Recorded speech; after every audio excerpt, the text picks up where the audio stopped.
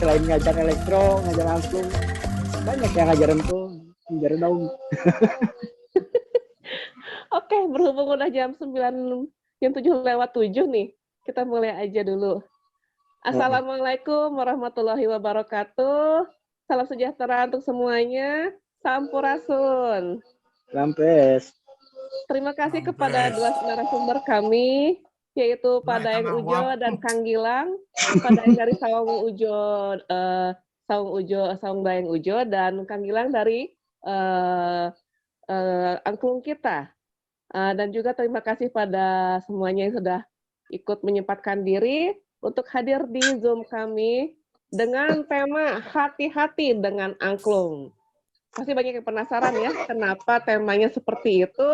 Nanti bakal kita tanyakan kepada yang mengusulkan tema tersebut, yaitu Pak Daeng Ujo sendiri. Oke.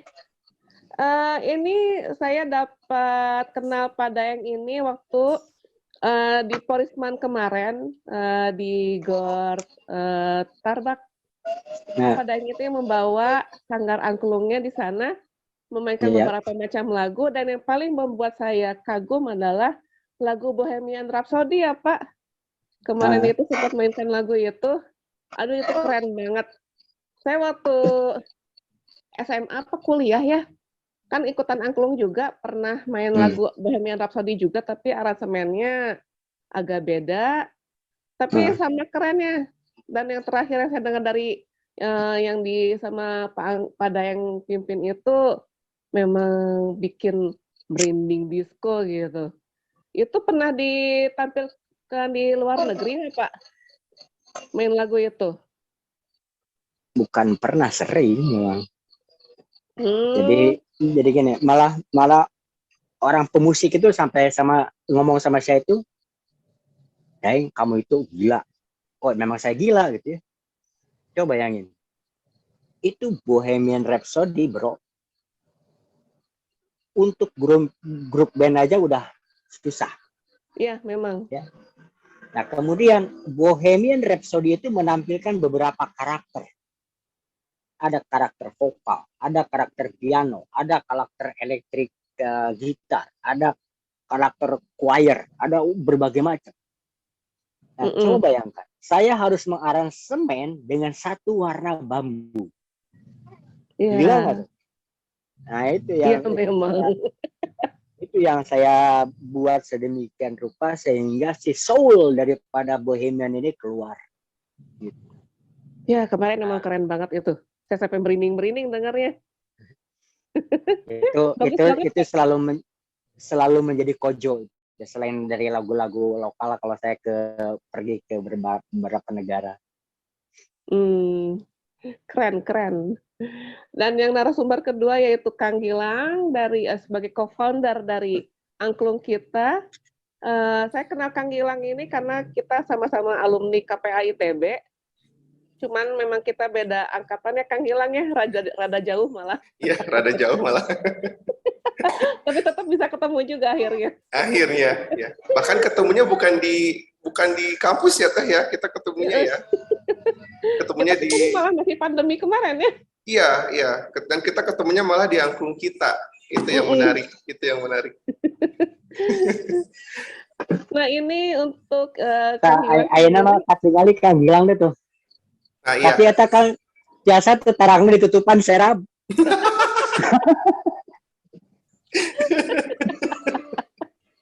Aduh, ini lampunya yang salah, bukan saya. Kang Gilang ini juga saya pas baca-baca CV dan dengar obrolannya, juga ngajar sekarang di SMA 5 ya? Ngajar angklung juga. Iya, betul. Selain juga melatih di angklung kita. Betul, iya. Karena saya alumni SMA 5 juga kebetulan, dan saya belajar angklung juga awalnya dari sekolah saya, SMA saya. Jadi akhirnya ya kayak saya berasal dari sana dan kembali lagi ke sana gitu ujung-ujungnya gitu. Sama Kang Rey ya dulu ya berarti ya? Iya betul, Kang Rey, Kang Irfan Teh kalau mungkin pernah dengar anak ITB-nya Kang Irfan. Tahu. Ya, saya keajar sama Kang Irfan dulu. Ya. Kalau saya gilirannya sama Kang Budi, Kang Asep, sama siapa lagi Iya. waktu itu saya jadi lupa. Yang dua itu yang paling apal. Iya.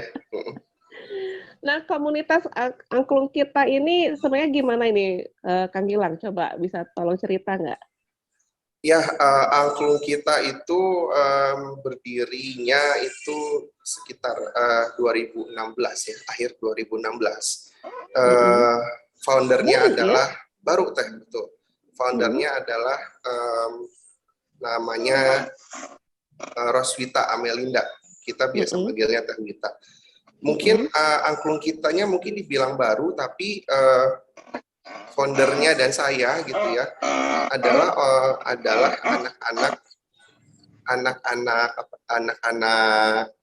angklung yang emang dari awal udah cinta angklung gitu. Kami ini angkatan 2000 awal lah ya gitu, yang dimana pertama kali melihat angklung dan langsung suka gitu dengan angklung gitu. Saya dan Teh Wita memang terpaut 1 tahun saja. Teh Wita di SMA 3, saya di SMA 5. Kemudian kami kenal 2007, sudah kenal dari 2007.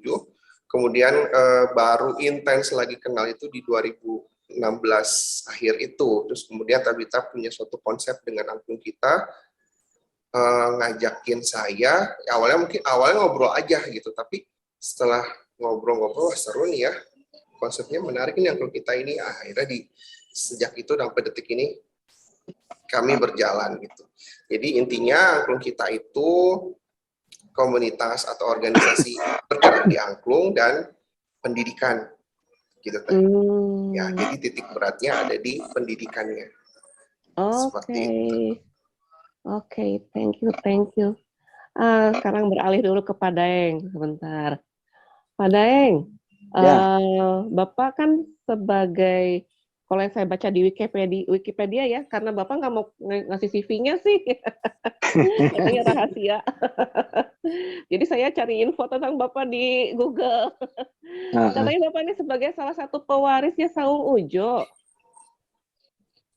Nah ini kan kemarin ini, kalau nggak salah pas waktu pandemi kemarin kan santer nih ya berita tentang Saung Ujo nih, yang katanya jual aset lah gitu ya, sampai jual angklung segala gitu.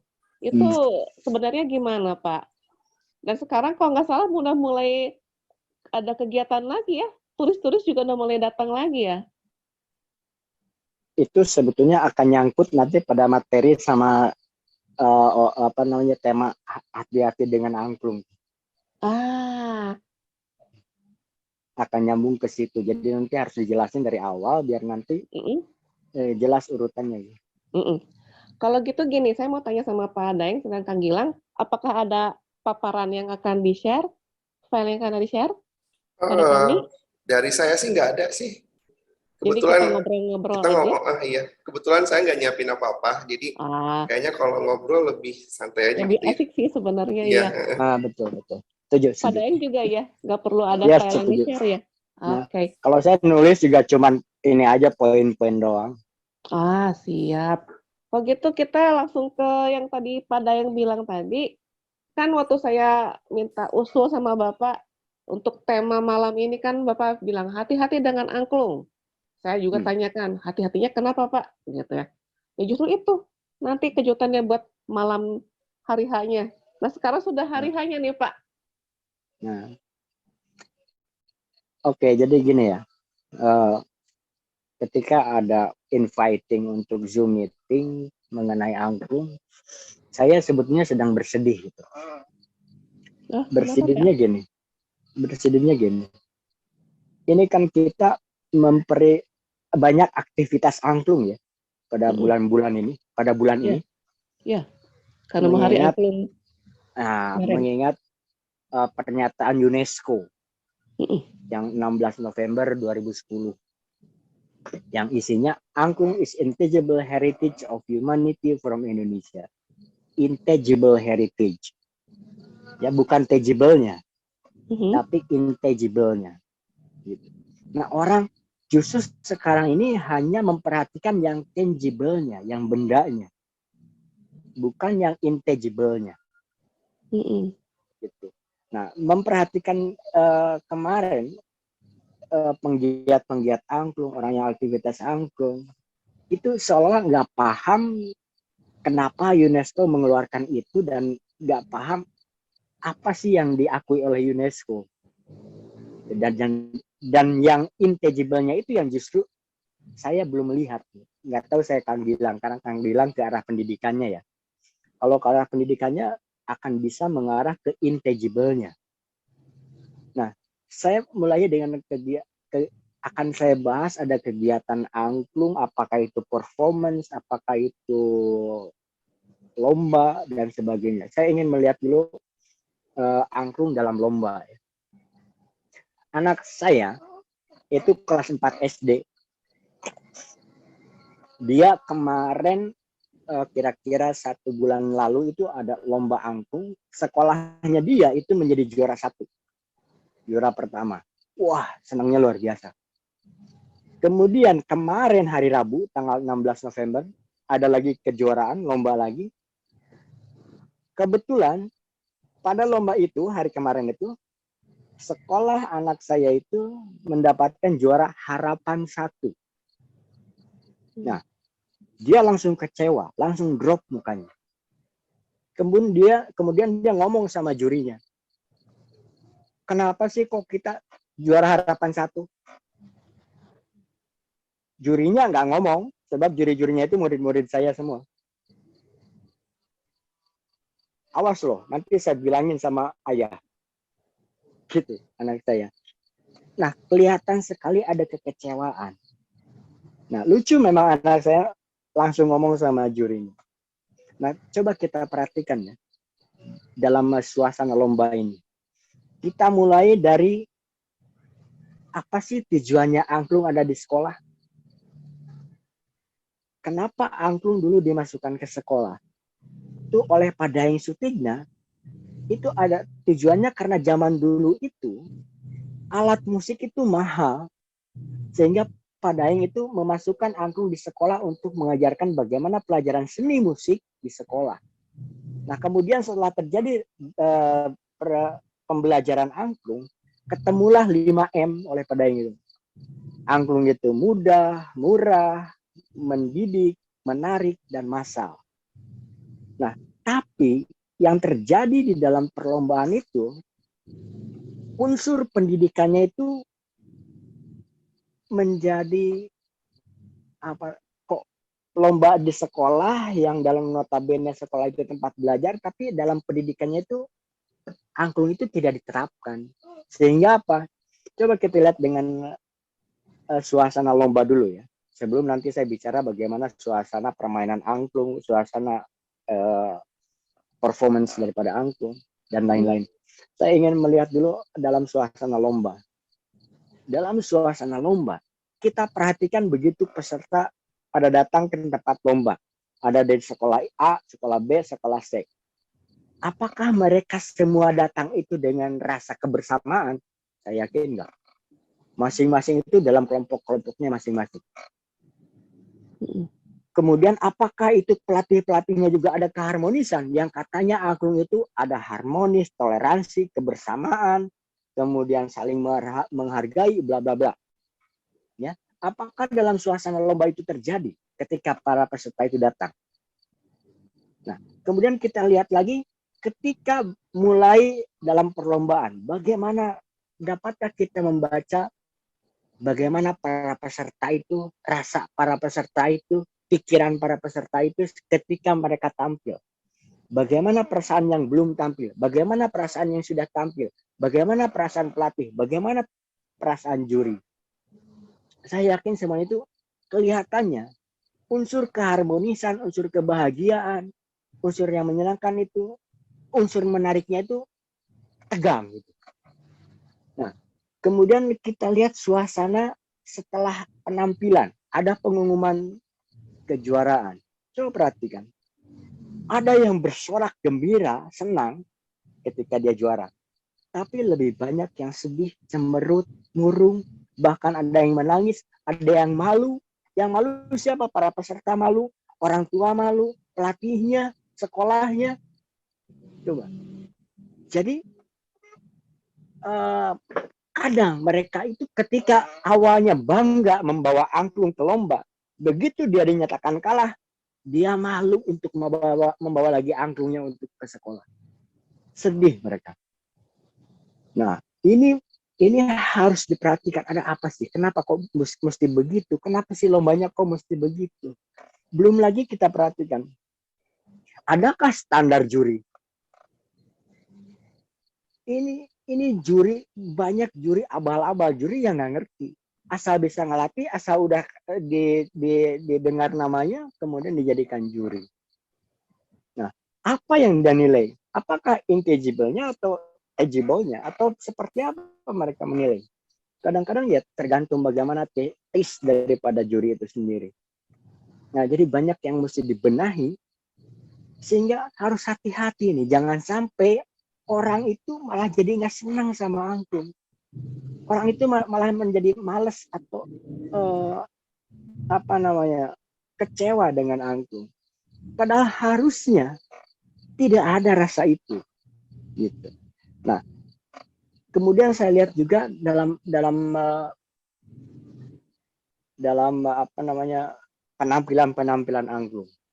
Saya sangat sedih melihat ketika ada penampilan angklung dikolaborasikan dengan vokal atau dikolaborasikan dengan band, angklungnya itu menjadi hanya ornamen. Yang menonjol bandnya, yang menonjol vokalnya. Saya sedih. Bayangkan setiap saya pergi ke semua negara di seluruh dunia, ketika saya datang tampil, mereka terkagum-kagum. Mereka tercengang, mereka heran, mereka apresiasi, sampai standing applause. Hanya angklung tok, gitu. Jadi angklung itu sangat luar biasa. Tapi ketika digabungkan sama band, digabungkan sama vokal, habis tuh angklung, cuman ornamen doang. Sedih nggak? Saya sedih. Kok angklung dihargai sebegitu, gitu? Orang angklung yang begitu bernilai, orang begitu kagum dengan angklung, orang apresiasi, tapi akhirnya jadi turun. Padahal yang dulu telah merubah image angklung yang kampungan, angklung yang tidak berharga, karena dulu itu angklung itu padanya itu belajar di tukang ngamen angklung, ya, pengemis, dia main angklung, itu diangkat oleh Padayeng harkat derajat angklung menjadi suatu penampilan angklung yang terhormat. Sekarang saya melihat lagi, seperti misalnya di Malioboro atau dimanapun, jadi ngamen lagi. Lalu apakah itu boleh? Ya boleh-boleh saja, cuman saya sedih gitu. Aduh, kok sampai menjadi begitu. Nah, kemudian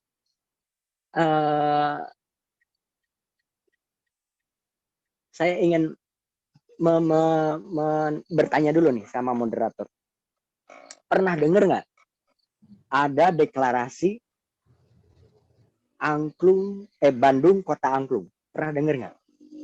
Pernah. Nah, kemarin ini kan kalau nggak salah. Ya, saya tanya,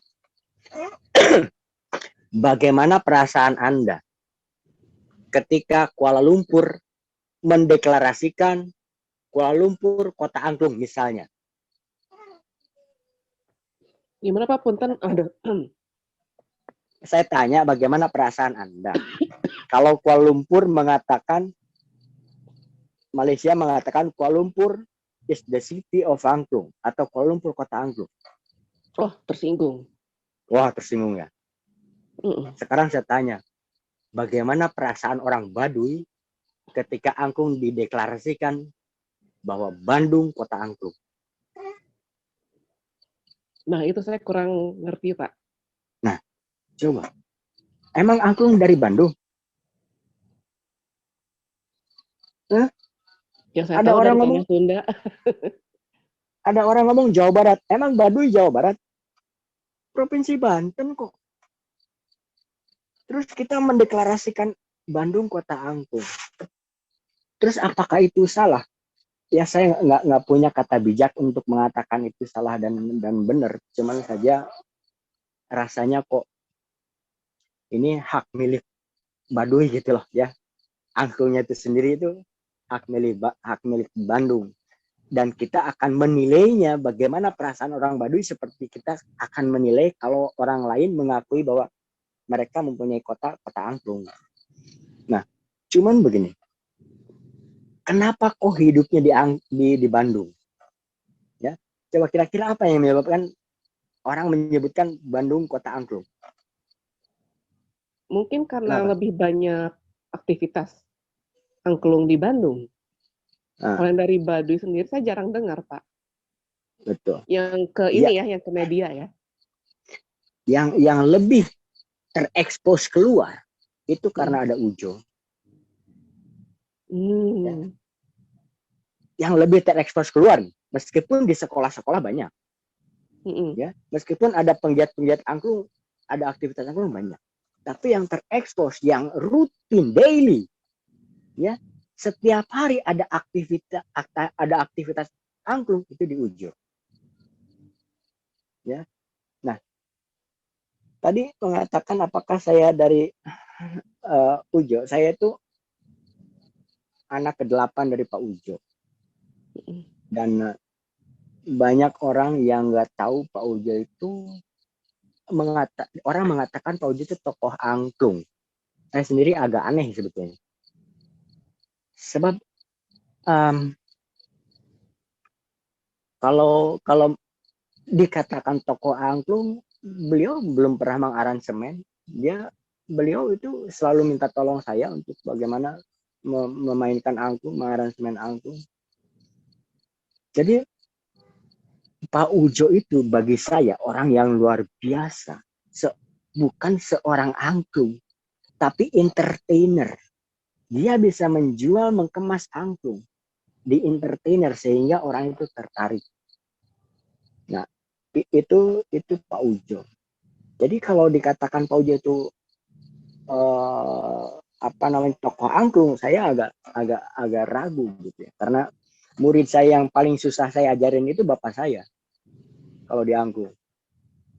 Nah, ini tadi Ibu juga mengatakan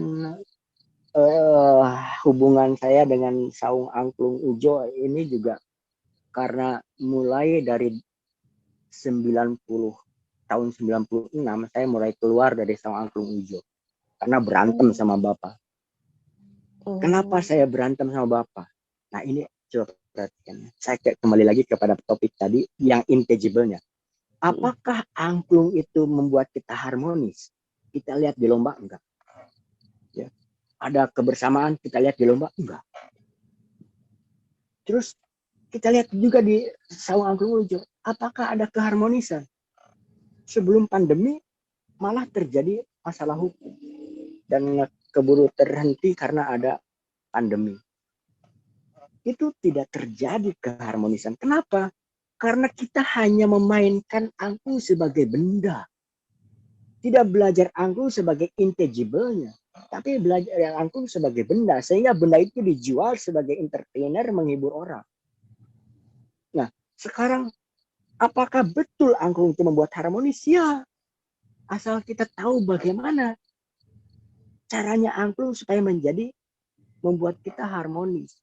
Kita lihat di Baduy ya. Apakah di Baduy mereka main angklung untuk performance? Bukan. Orang Baduy main angklung untuk religi, untuk menyembah Dewi Sri dan berbagai macam ke arah religi.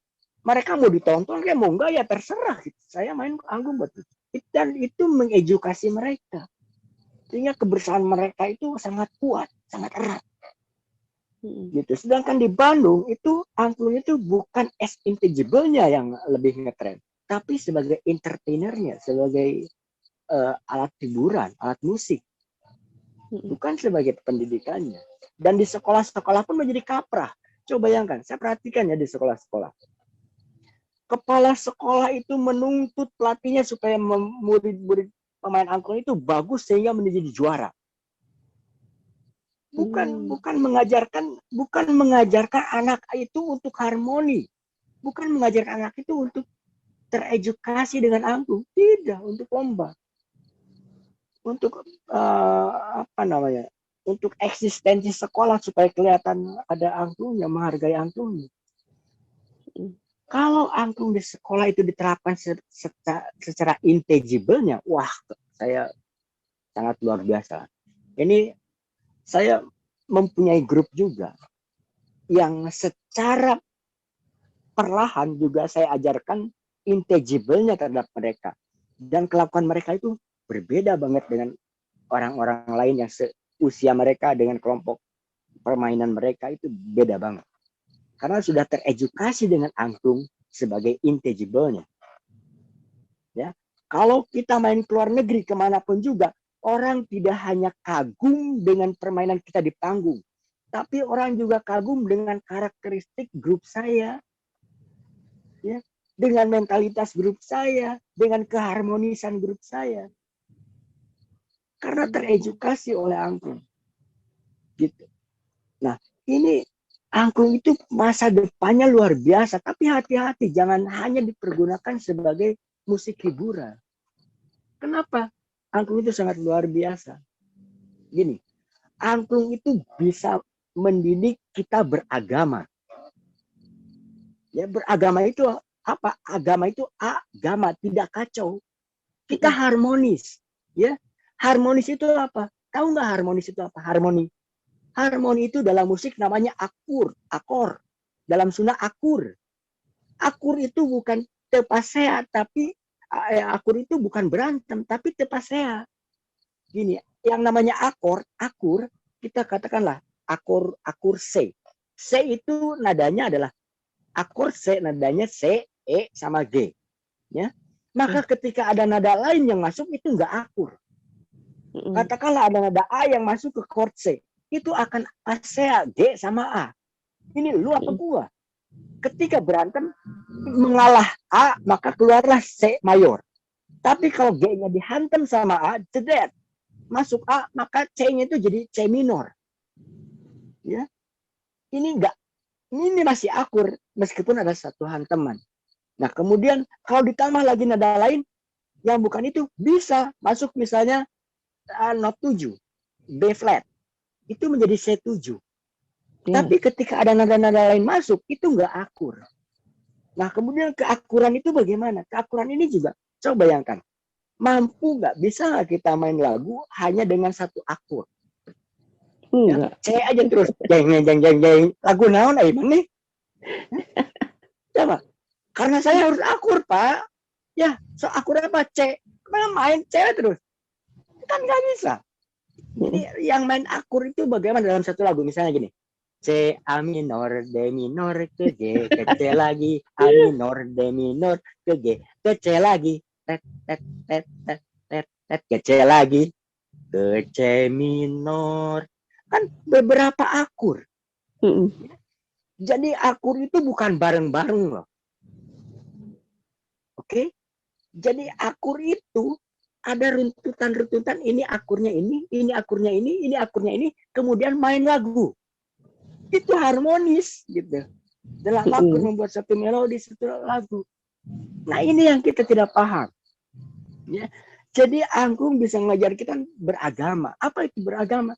Agama itu tidak kacau. Artinya ada Islam, ada Kristen, ada Hindu, ada Buddha, ada berbagai macam. Itu chord-chordnya. Ya. Nah, kalau kita mengajak mereka disatukan, nggak akan melagu. Tuhan sengaja menciptakan berbeda-beda kok. Iya, nah, betul. Jadi kenapa kita kok menganggap yang lain salah, menganggap yang lain jelek dan berbagai macam? Itu akurnya beda-beda. Kalau kita disatukan, mantep gitu loh. Ya, kita bisa melagu. Nah, ini yang saya ingin terapkan di sekolah-sekolah itu. Yuk kita bikin harmoni, ya, dengan berbagai macam akur, gitu. Itu yang belum diterapkan di sekolah. Bagaimana caranya? Panjang, 1 semester saya harus ngomongnya. Ya, Lebih. Iya, bisa lebih. Kalau saya harus mengatakan bagaimana caranya menerapkan itu di sekolah supaya kita menjadi akur, ya, supaya kita menjadi chord, gitu. Kemudian bisa melagu dengan chord-chord lain. Nggak bisa kita hidup dalam satu chord. Nggak ada lagunya. Lagunya monoton begitu aja. Nah judulnya. Tuhan menginginkan beragam-ragam kok. Ya. Mana indahnya kalau cuma satu ragam. Ya, Nah, benar. Coba lihat Bohemian Rhapsody. Itu beragam-ragam loh. Ritmenya, ya dinamikanya. Ya. Itu Bohemian itu, kalau orang musik bilang itu seperti seks. Tahu seks? Ya. Awalnya foreplay. Oke? Kemudian mulailah muncak klimaks. Setelah klimaks, kemudian ada pelemasan.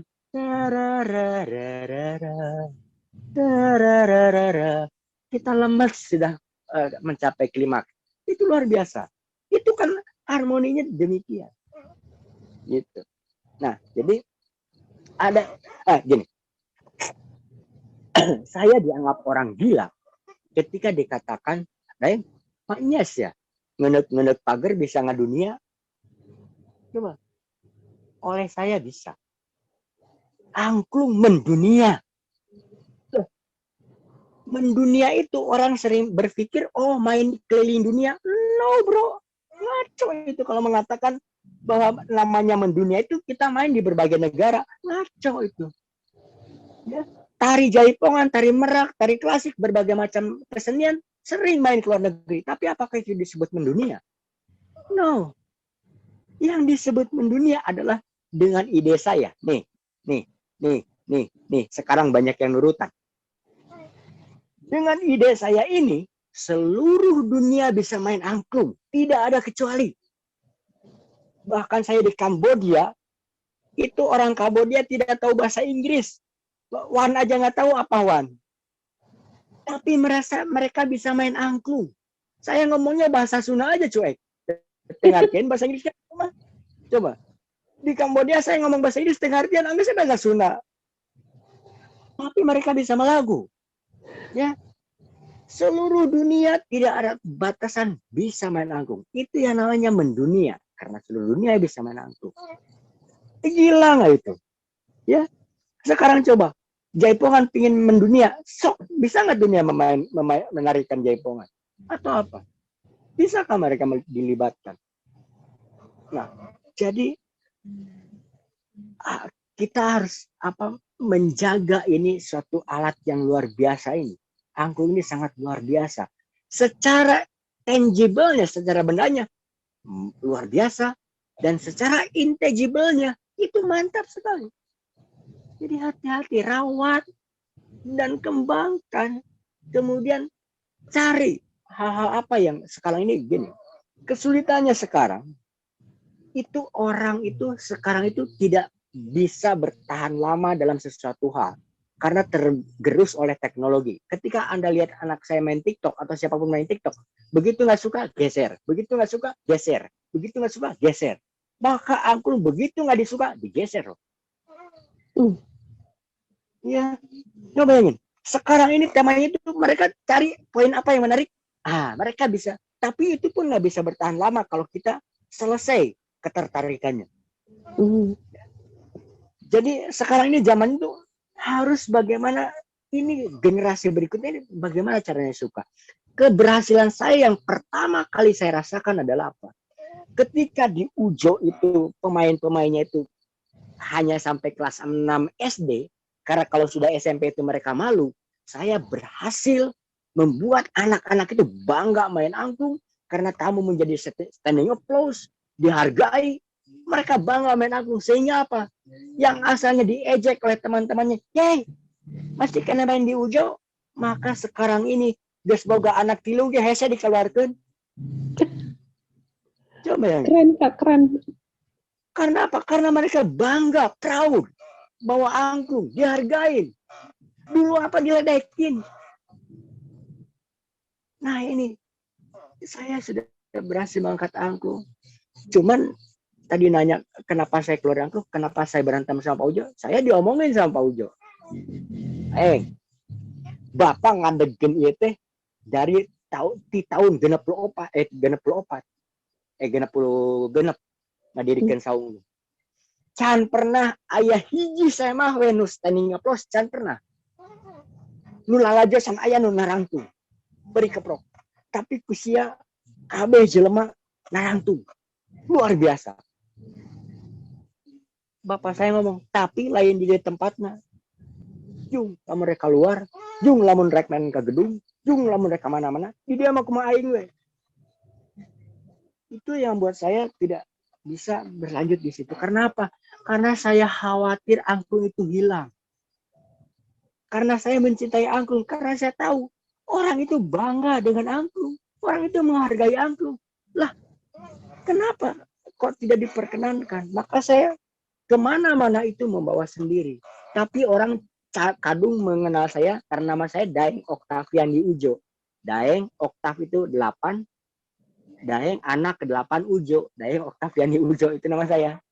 Ya. Jadi kebetulan bermusik. Nah, maka saya menduniakan angklung dengan grup saya sendiri kemana-mana. Dan saya bangga sekali, diapresiasinya itu sangat luar biasa. Di Amerika Serikat sampai memecahkan rekor dunia. Wah, luar biasa. Ketika pada saat itu kita dihantam dengan isu bahwa Indonesia negara teroris, tapi orang-orang seluruh dunia datang ke Amerika untuk main angklung. Tidak diundang, tapi mereka datang. Luar biasa. Gila. Itu saya sampai merinding di sana. Nah, kira-kira pemaparan kehati-hatiannya di situ ya. Pertama, kalau mau merawat tangible-nya, angklungnya, jangan sampai merendahkan. Ya. Tapi ada yang lebih berharga dari tangible-nya adalah intangible-nya. Ini yang sangat diperlukan terutama di Indonesia yang beragam-ragam suku, beragam-ragam agama, ya. Itu coba kalau tidak diharmoniskan, mereka akan. Nah itu, saya ingin kalau tadi oke, Bandung kota angklung. Kenapa? UNESCO juga mengaku ini angklung itu milik Indonesia. Kenapa nggak di seluruh Indonesia kita ajarkan? Ya, kita mengajarkan angklung bukan sebagai budayanya Sunda, tapi mengajarkan angklung untuk mengedukasi kita untuk harmonis. Ya, ada satu hal lagi yang luar biasa dari angklung. Gini.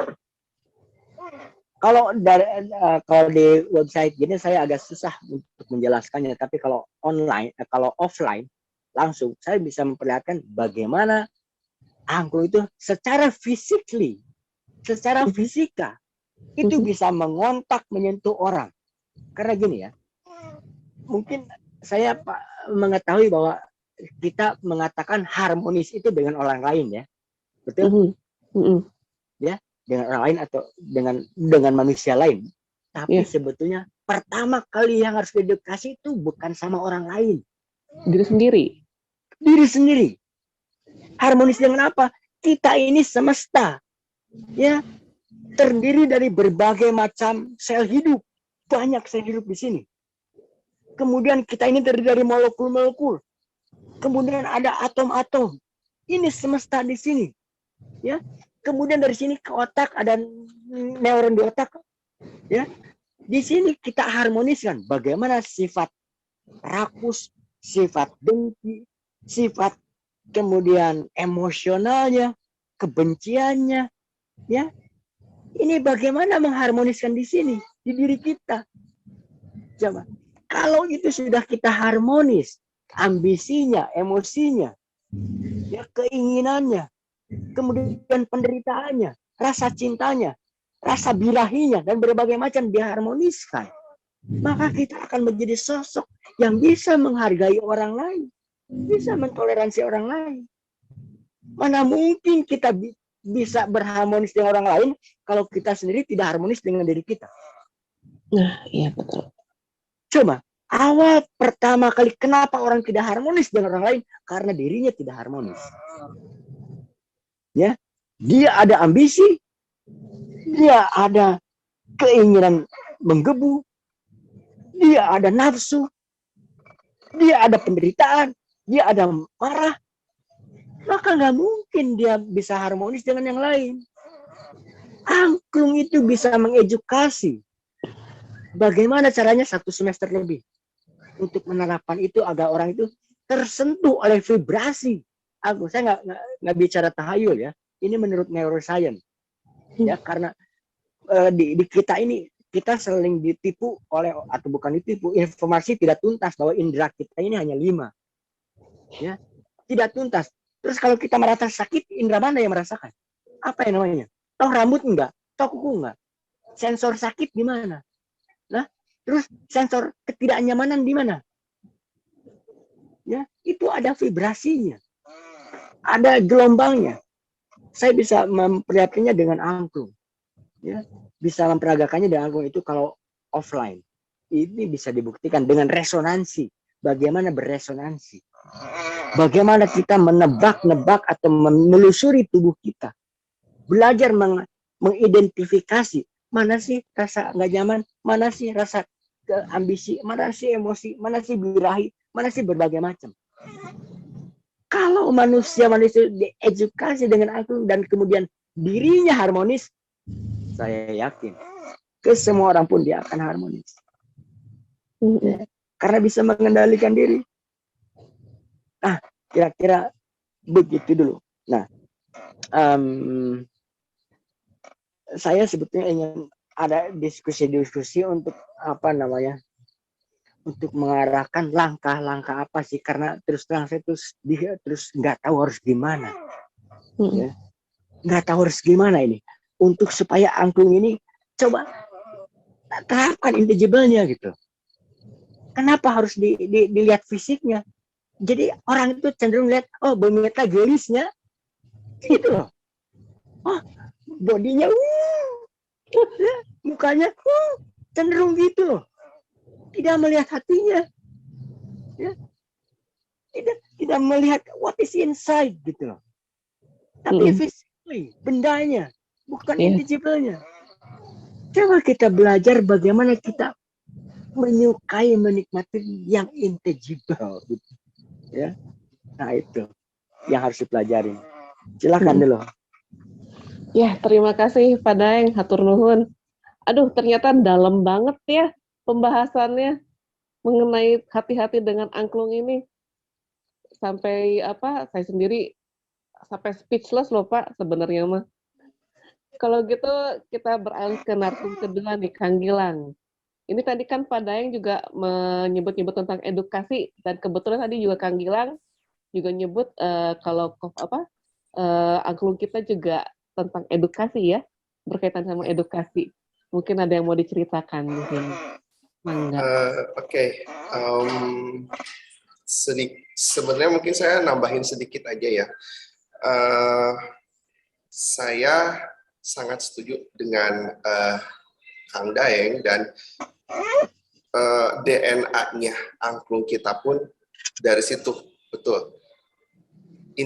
Intangible-nya adalah satu hal yang ingin angklung kita angkat, gitu teh. Gitu. Tapi memang caranya tidak mudah ya, tidak akan mudah gitu. Tapi kalau nggak ada yang menjalankan, mau sama siapa dan mau kapan, gitu teh. Gitu. Jadi angklung kita itu DNA-nya adalah intangible-nya angklung itu. Jadi berakar dari situlah berbagai macam program angklung kita tuh ingin dijalankan gitu. Dan kalau saya boleh cerita sih ya, sebenarnya mau nambahin sedikit. Justru ini lebih ke pengalaman hidup saya ya di angklung gitu. Bagaimana saya dulu di SMA saya dididik untuk kalau mau, ini ada hubungannya sama lomba tadi ya yang tadi diceritakan sama Kang Daeng. Kalau saya gitu ya, beserta alumni di SMA saya dulu, kalau mau ikut lomba itu memang kita tuh nggak pernah ambisius untuk meraih juara. Gitu. Bukan itu tujuannya, tapi prosesnya gitu. Proses yang dilaluinya itu pengalaman yang paling pentingnya. Ketika kita dapat juara itu mau bonus gitu, itu mau bonus gitu. Dan itu tuh hal-hal atau nilai-nilai yang memang selalu disampaikan, dan kita tuh nggak sadar gitu bahwa itu tuh adalah sebuah nilai-nilai dari intangible-nya angklung gitu. Dan itu tuh saya sendiri pun baru nyadarnya sekarang-sekarang gitu, setelah hidup sekian puluh tahun baru nyadar bahwa oh iya ya, saya dulu dididiknya mungkin tidak seperti tim lain atau tim sekolah lain yang kepala sekolahnya mungkin ambisius atau pelatihnya ambisius gitu, harus juara tiap tahun gini. Saya sih enggak gitu ya, dulu merasa enggak gitu. Saya di Angklung dulu, yuk kita main yang bagus. Gimana main yang bagus itu? Begini gitu kan. Kemudian diperkenalkan dengan prinsip Padai tentang 5M-nya gitu ya. Terus kalau kemudian ada tambahan lagi dari almarhum Pak Obi, ada kalau main angklung itu harus tahu temponya dan harus mainnya nyambung dan nyanyikan gitu. Jadi ya itu nilai-nilai yang seperti itunya gitu. Kalau yang saya dapat gitu dari angklung. Dan ini menariknya sih Teh, kalau pengalaman saya di sekolah saya dulu di SMA 5, karena dulu kan pelatihnya alumni ya, kalau di sekolah selalu bilang anak-anak angklung mah pasti anak-anaknya pintar-pintar.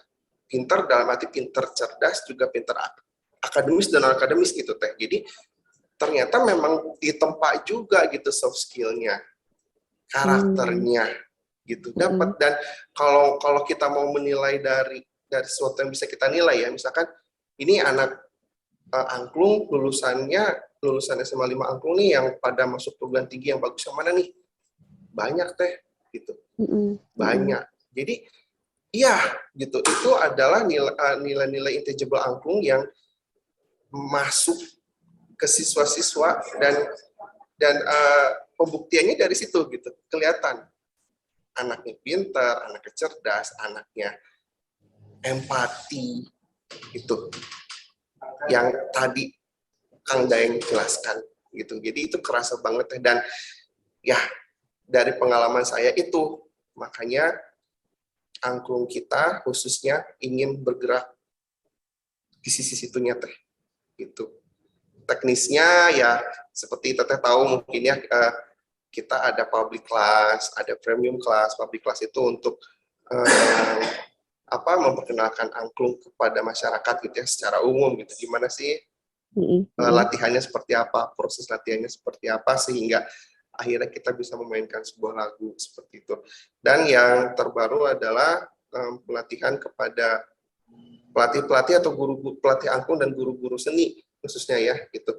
Jadi bagaimana bisa mengajarkan angklung di sekolah gitu, yang lebih efektif, lebih kompak gitu ya, lengkap, termasuk juga dengan nilai-nilai filosofi, nilai-nilai intangible dan nilai-nilai karakter yang bisa kita ajarkan ke murid, ke siswa, ke anak-anak didik gitu. Gitu sih Teh. Jadi bener banget yang tadi Kang Daeng paparkan itu, kalau saya pribadi saya merasakannya banget ya. Betul. Mungkin saya bisa bilang saya dari sekian generasi yang kepapar sama intangible-nya angklung lah, kalau bisa dibilang, kalau saya boleh berbangga. Dan itu tuh memang hati ya yang bergetar, betul kata Kang Daeng, hati kita yang bergetar Teh. Gitu. Segitu aja kali Teh tambahannya dari saya, udah banyak yang ngacung. Iya nih, mungkin karena temanya benar-benar menarik ya. Ini saya tadi lihat ada Kang Taufik sama Kang Bies, Kang Safrudin lah ya.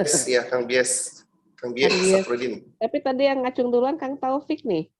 Kang Taufik, mangga kalau ada yang mau ditanyakan bisa dibuka dulu mungkin ininya mikrofonnya. Iya, Assalamualaikum warahmatullahi wabarakatuh. Waalaikumsalam. Maaf, videonya tidak bisa ditayangkan. Nggak apa-apa. Salam semua kepada rekan-rekan Pupuhu Angklung di Bandung, khususnya di Tatar Sunda. Saya hanya sebagai penggemar saja, tidak penggemar angklung dan penikmat. Mungkin satu yang saya komentari, ketika suatu peradaban sudah maju, urusan perut sudah selesai, cenderung peradaban itu sudah selesai dengan dirinya dan mencari kesenangan, hiburan, muncullah namanya berkesenian. Itulah mungkin nenek moyang kita di Tatar Sunda dulu sudah makmur, sudah selesai urusan perut, sudah senang, baru dia berkesenian. Jadi mungkin tidak ada hubungannya seni itu dengan industri. Betul kata Kang Daeng itu. Karena emang berkesenian itu adalah bentuk upgrading dari suatu peradaban bahwa dia sudah naik level. Dan itu sudah dilalui dari berbagai peradaban, dari Eropa sampai Afrika, Asia, dan kita, peradaban kita di Tatar Sunda juga sudah melalui level itu, dan itu pencapaian yang bagus gitu. Nah, seperti itu. Jadi, terus yang kedua, mungkin karena perkembangan zaman yang dekat dengan industrial seperti sekarang, berkesenian itu emang pasti terdampak dengan hal yang berbau industri.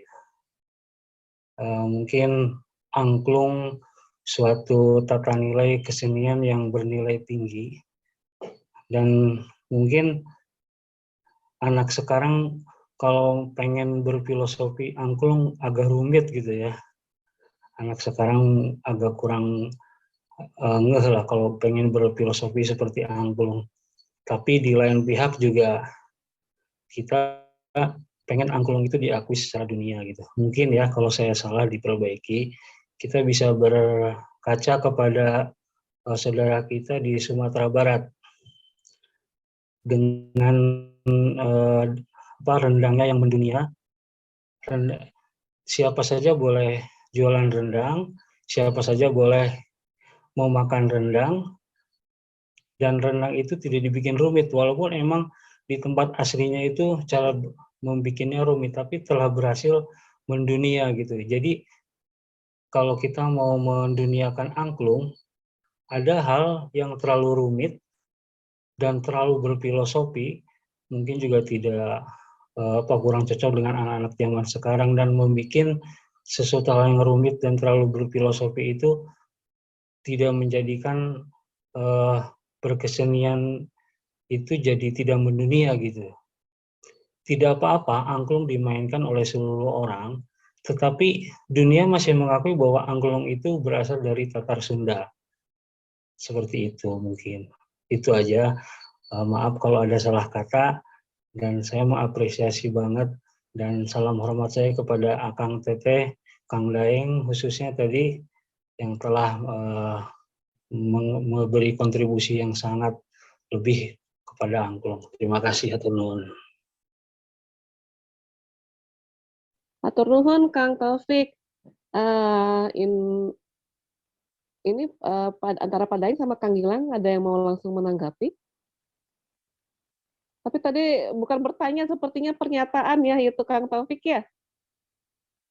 Kalau yang saya tangkap. Halo? Bebas mau pertanyaan mau pernyataan, karena ini kan mungkin Zoom pertama membahas masalah angklung setelah di launching jadi mulok di Kota Bandung ya. Oh, oke, makasih opininya Kang Taufik. Oke, atau sambil ini kita ke Kang Bies dulu aja ya. Kang Bies, halo? Halo. Ya, halo Mangga. Ada yang ingin dikatakan? Baik, Assalamualaikum warahmatullahi wabarakatuh. Waalaikumsalam. Mohon izin ini ke semua para tokoh angklung, luar biasa. Saya sebetulnya tidak tahu ada agenda ini, tapi ketika saya buka medsos, ada diskusi tentang ini, apalagi dengan judul hati-hati dengan angklung gitu ya. Jadi saya sangat tertarik. Karena apa? Karena angklung itu menjadi salah satu passion saya sebetulnya. Meskipun saya memang mungkin kurang begitu dikenal di kalangan masyarakat di Bandung. Karena apa? Karena saya itu adalah tergolong pelatih angklung yang tidak laku. Kenapa tidak laku? Ini sebetulnya kasusnya sama dengan, bukan kasus ya, saya bisa menyangkut ke masalah tangible dan intangible itu sendiri. Jadi ketika saya berproses melatih angklung itu, jadi tujuan akhir saya itu bukan entertain atau bukan untuk kompetisi. Tapi itu ya, saya tadi bilang oleh Kang Gilang gitu, itu mah emohna eta mah bonusna gitu ya. Tapi saya itu kalau mengajar angklung atau melatih angklung itu, baru satu kalimat lagu saja itu bisa menghabiskan waktu sekitar 1 jam sampai 1,5 jam. Karena di situ berbagai aspek saya sentuh. Karena kebetulan latar belakang saya di pendidikan musik gitu ya, saya dari UPI. Saya penelitian saya S1 tentang angklung, tentang kesejarahan. S2 juga tentang angklung, tentang kegiatan angklung di perguruan tinggi, termasuk waktu itu saya mengkomparasi UPI, Kabumi, ITB, KPI ITB, kemudian STBA dan UNPAD gitu waktu itu saya penelitian. Dan insya Allah yang sekarang juga ini saya sedang menyelesaikan tulisan doktoral saya itu tentang angklung juga, tapi fokus di pendidikan. Jadi pendidikannya juga bahkan langsung ke pendidikan musiknya. Kalau pendidikan secara sosial, sosiologi atau antropologi itu bonusnya juga sebetulnya. Tapi saya ingin fokus ke bahwa angklung ini adalah bisa dijadikan sebagai alat pendidikan musik seperti yang pernah keluar SK untuk waktu zaman Pak Daeng gitu ya. Dan itu SK itu juga entah seperti apa, realisasinya kan tidak ada realisasinya. Di SK itu dicantumkan bahwa angklung sebagai alat pendidikan musik. Tapi yang terjadi seperti tadi yang Pak Daeng katakan, itu hanya sebatas entertain, hanya sebatas hiburan, bahkan untuk tujuan menang dalam sebuah kompetisi gitu ya. Meskipun akhirnya dipertanyakan siapa yang menilainya gitu. Nah, itu juga jadi satu hal begitu ya. Nah, ini mudah-mudahan ini bisa menjadi satu acuan gitu, satu bahan, karena begini. Kalau saya lihat paradigma pendidikan musik saja di sekolah itu kan begini. Saya cerita sedikit saja. Di sekolah itu kalau misalnya belajar musik, anak itu diwajibkan oleh gurunya untuk membawa sebuah recorder atau pianika atau alat musik suling yang lainnya. Itu dalam 1 semester, dalam 1 tahun, berapa tahun, itu habis belajar teknik memainkan recorder, bari jeung teu bisa-bisa eta teh mainna teh. Tapi kalau dengan angklung yang tadi 5M itu, dengan ada mudahnya itu, otomatis pembelajaran dan aktivitas siswa itu akan bisa tergali begitu ya. Contoh misalnya kita belajar tentang harmoni. Selama ini guru hanya jreng aja gitu ya. Ini harmoni C mayor dengan piano.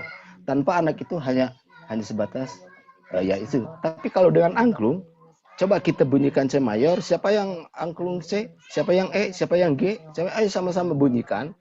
Mereka juga membunyikan sama-sama, aktivitas mereka bersama-sama, pengalaman juga bersama-sama, mendengarkan juga bersama-sama, mengkaji juga bersama-sama, dan ini mudah-mudahan memang bisa berhasil, bukan semata-mata untuk menggantikan alat musik lain, tapi minimal ini menjadi salah satu alternatif.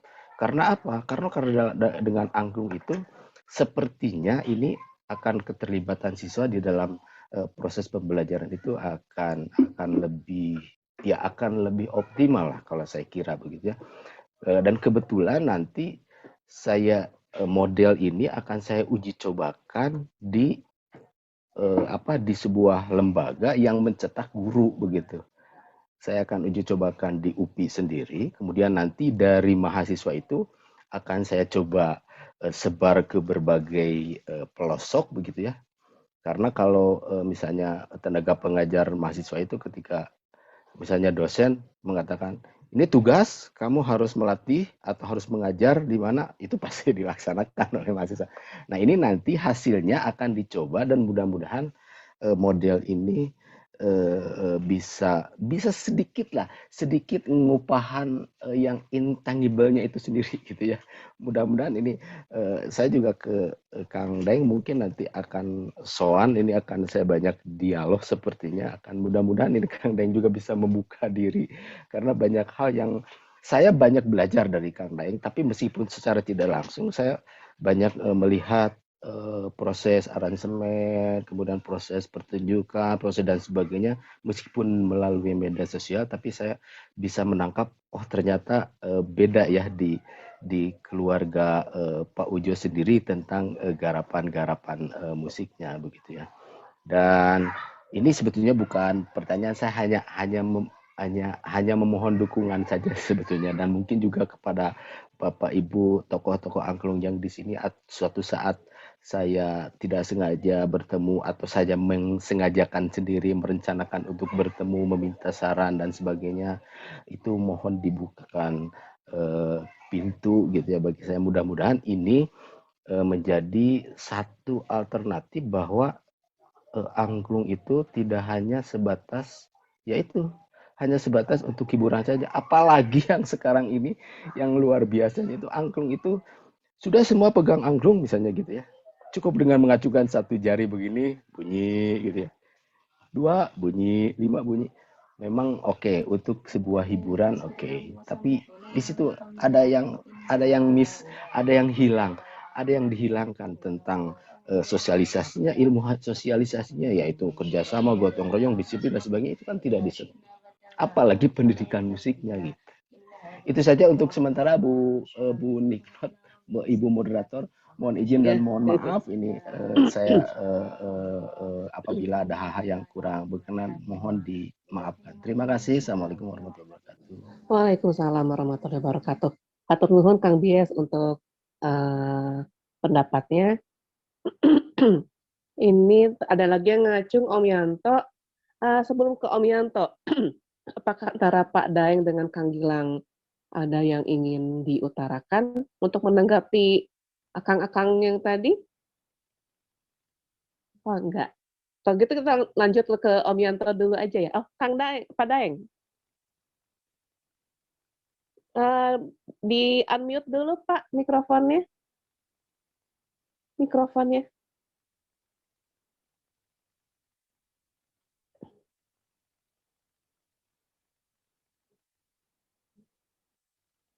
Mikrofonnya belum dibuka.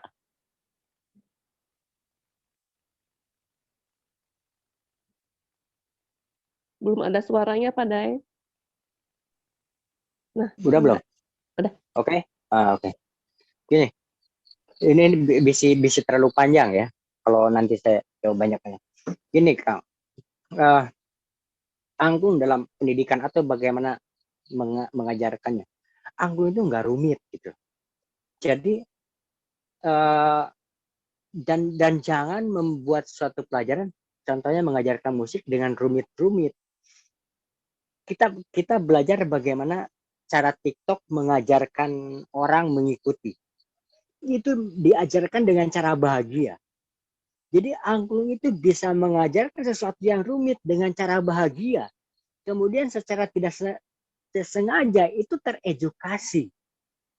Gitu ya. Jadi nggak rumit. Cuman masalahnya gini. Angklung itu nggak bisa main sendiri. Ya, banyak yang minta ke saya, Kang, saya ingin belajar angklung. Mau bisa, kita bisa sorangan. Mesti banyakan, mesti grup. Nah, itu kelemahannya.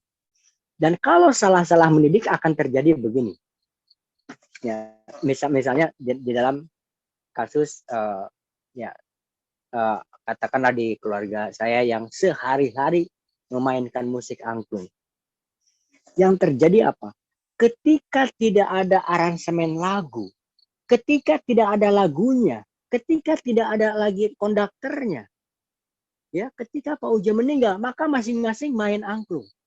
Masing-masing membunyikan nggak beraransemen. Karena apa? Karena tidak ada lead-nya, tidak ada konduktornya. Jadi kadang-kadang angklung itu kesulitannya dia harus punya suatu kelompok dan harus punya suatu aransemen dan harus sama diikutin oleh bareng gitu. Nah itu yang menjadikan susah ya. Dan kemudian tidak ada salahnya ya untuk menanggapi tadi Pak Taufik ya. Angklung dijadikan sebagai suatu industri. Ya nilai ekonomisnya memang tinggi ya. Meskipun dikatakan bahwa angklung itu murah, memang murah angklung? Hah? Coba.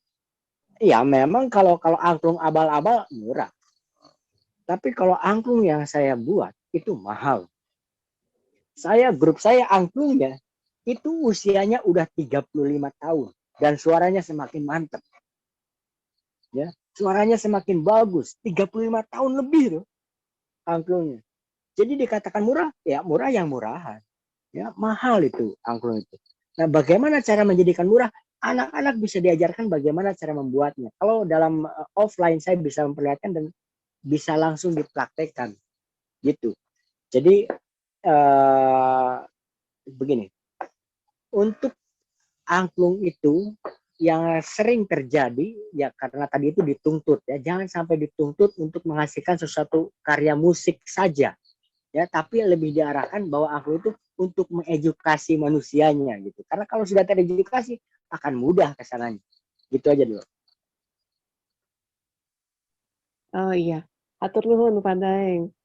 Kalau gitu kita beralih dulu ke Om Yanto ya, dari tadi sudah ngacung ini. Mangga Om Yanto, di-unmute dulu mikrofonnya. Sampurasun. Sampai. Saya setuju sekali dengan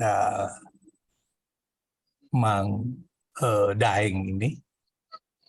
Pintar sekali dia gitu. Tapi ada juga beberapa yang tidak setuju. Misalkan ada saja lagu hanya dengan suara apa itu? Ada lagu yang one chord misalnya ya. Salah satu contohnya misalnya Fever, lagu barat ya. Never know how much I love you. Itu one chord. Sampai akhir juga satu chord aja gitu. Tapi dinamis gitu kan. Dengan one chord itu dia bisa bermain dengan baik gitu. Gitu. Nah, tapi juga begini, cita-cita Mang Daeng ini sangat indah sekali kalau bagi saya ya. Namun kelemahan di kita itu selama bertahun-tahun ini adalah kekeliruan dalam sistem pendidikan. Ya, maaf tadi dari Pak Saprudin itu, pendidikan di kita itu tidak memanusiakan manusia. Tapi sekarang, gitu kan. Jadi bukan mendidik, tapi mengajar. Ya, makanya programnya proses belajar dan mengajar, bukan mendidik. Perbedaannya jelas. Mendidik itu memanusiakan manusia. Tidak disuruh belajar. Anak-anak tidak boleh buang sampah sembarangan karena 1, 2, 3, 4, 5, 6, 7, 8, 9, 10 hafalkan. Mendidik bukan begitu. Nah ini yang terjadi. Disuruh dihafal. Jadi kalau Mang Daeng bercita-cita untuk mendidik seperti itu, saya pikir sistem pendidikannya dulu. Supaya mereka seperti tadi dikatakan oleh Mang Daeng,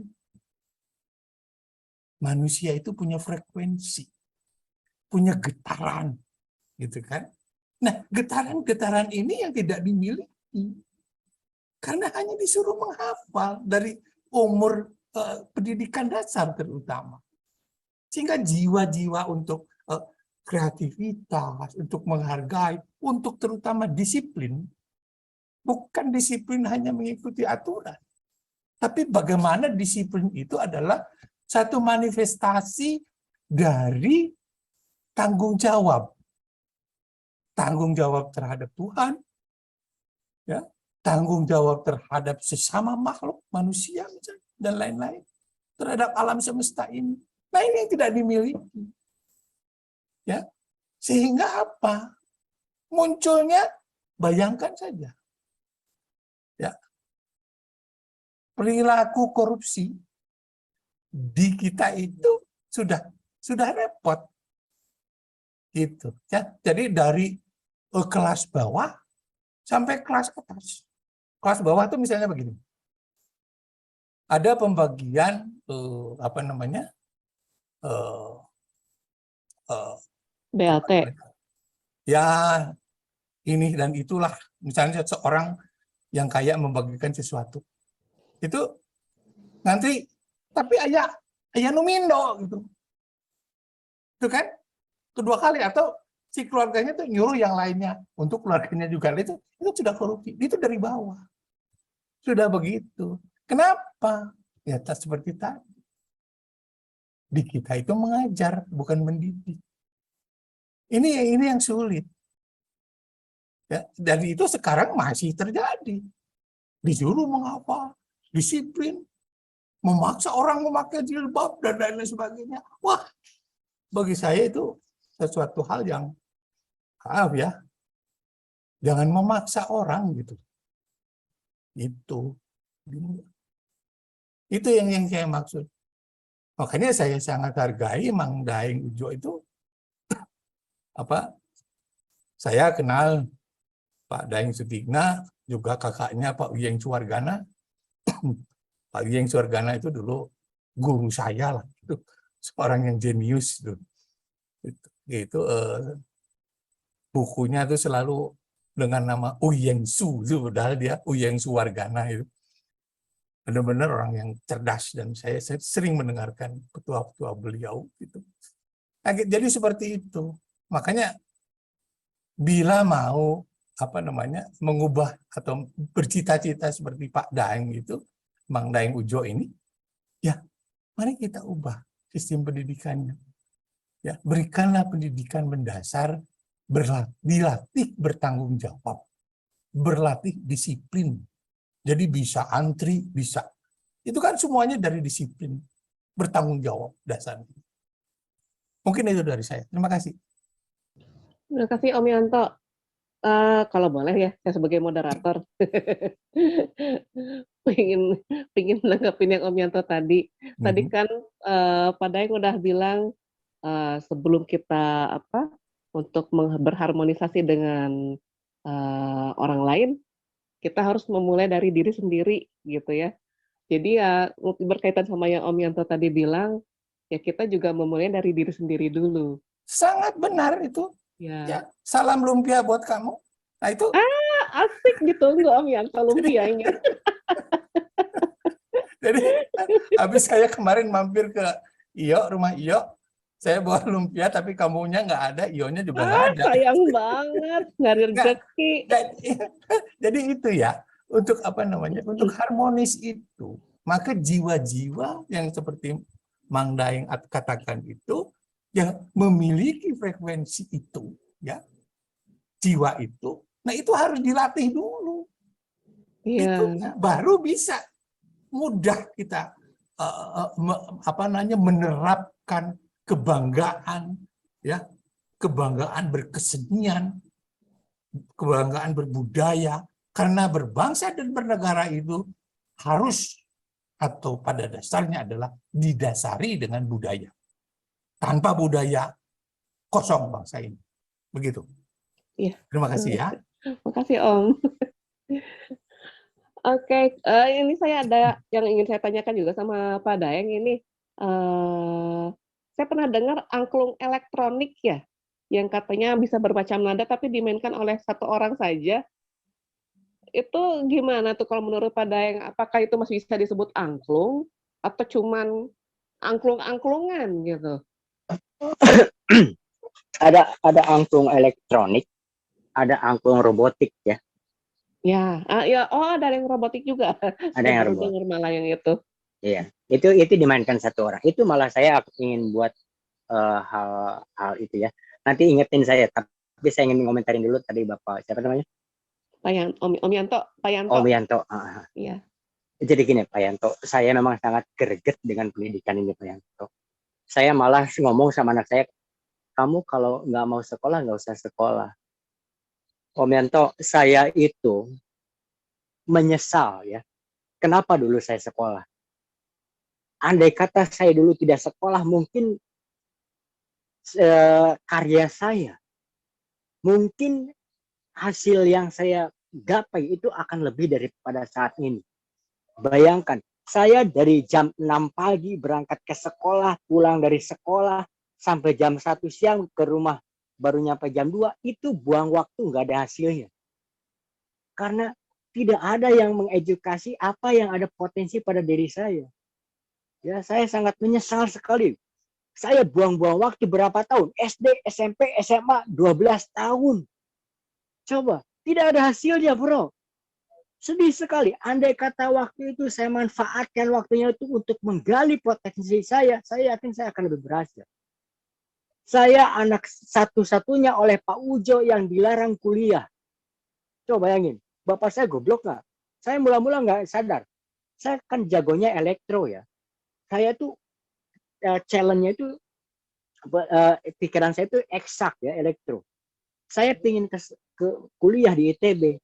Saya tuh nggak dibiayai sekolah sama bapak karena saya bisa mandiri. Saya bilang sama bapak, Pak, kalau saya kuliah saya nggak mampu membiayainya. Bapak saya ngomong, mana ada kuliah yang jadi bodoh? Ku bapak mages nuhun mana diizinkan ke sekolah. Coba bayangkan. Bapak aing goblok kan aya kuliah disebut mana. Terus gini, Pak, lamun daeng neruskan bapak di nu kesenian, kira ada yang benghar, tak ada yang diakeun. Rereana jelema gagal, teh jelema benghar. Coba bapak orang gelo teh.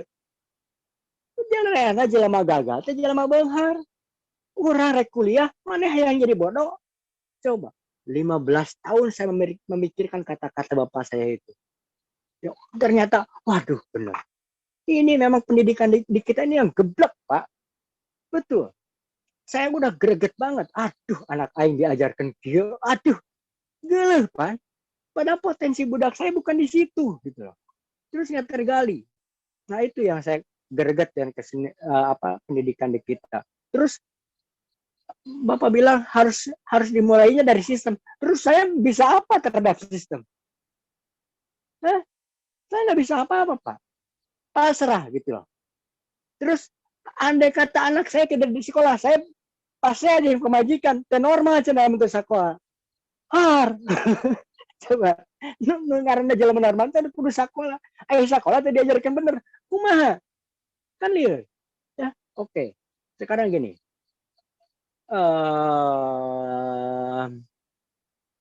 Itu kelemahan sistem pendidikan di kita ya, Pak. Terus bagaimana cara kita mengedukasi? Saya teh ada keinginan, aduh, orang hayang sekolah sorangan, hayang aya jelema-jelema kita gali potensi-potensi orang didik jadi potensi itu supaya benar mengarah. Coba bayangkan, misalnya jelema resepnya olahraga diajarkan fisika, diajarkan matematika, kan goblok gitu. Padahal skillnya itu dia itu di olahraga. Ada orang yang senangnya itu nyanyi, vokalis, gitaris, diajarkan tidak. Guru kesenian namanya, saya berapa saya aja guru kesenian itu bisa. Kan gitu, Pak. Saya setuju ya, di kita ini mengajar ya, bukan mendidik. Saya menerapkan ini terhadap anak-anak saya di grup saya. Saya mendidik, Pak. Ya, saya memberikan contoh, saya mengarahkan. Nih, saya tidak pernah bager teh kudu kieu, mana teh kudu kieu. Ya, tapi saya arahkan, saya perlihatkan bagaimana saya berperilaku.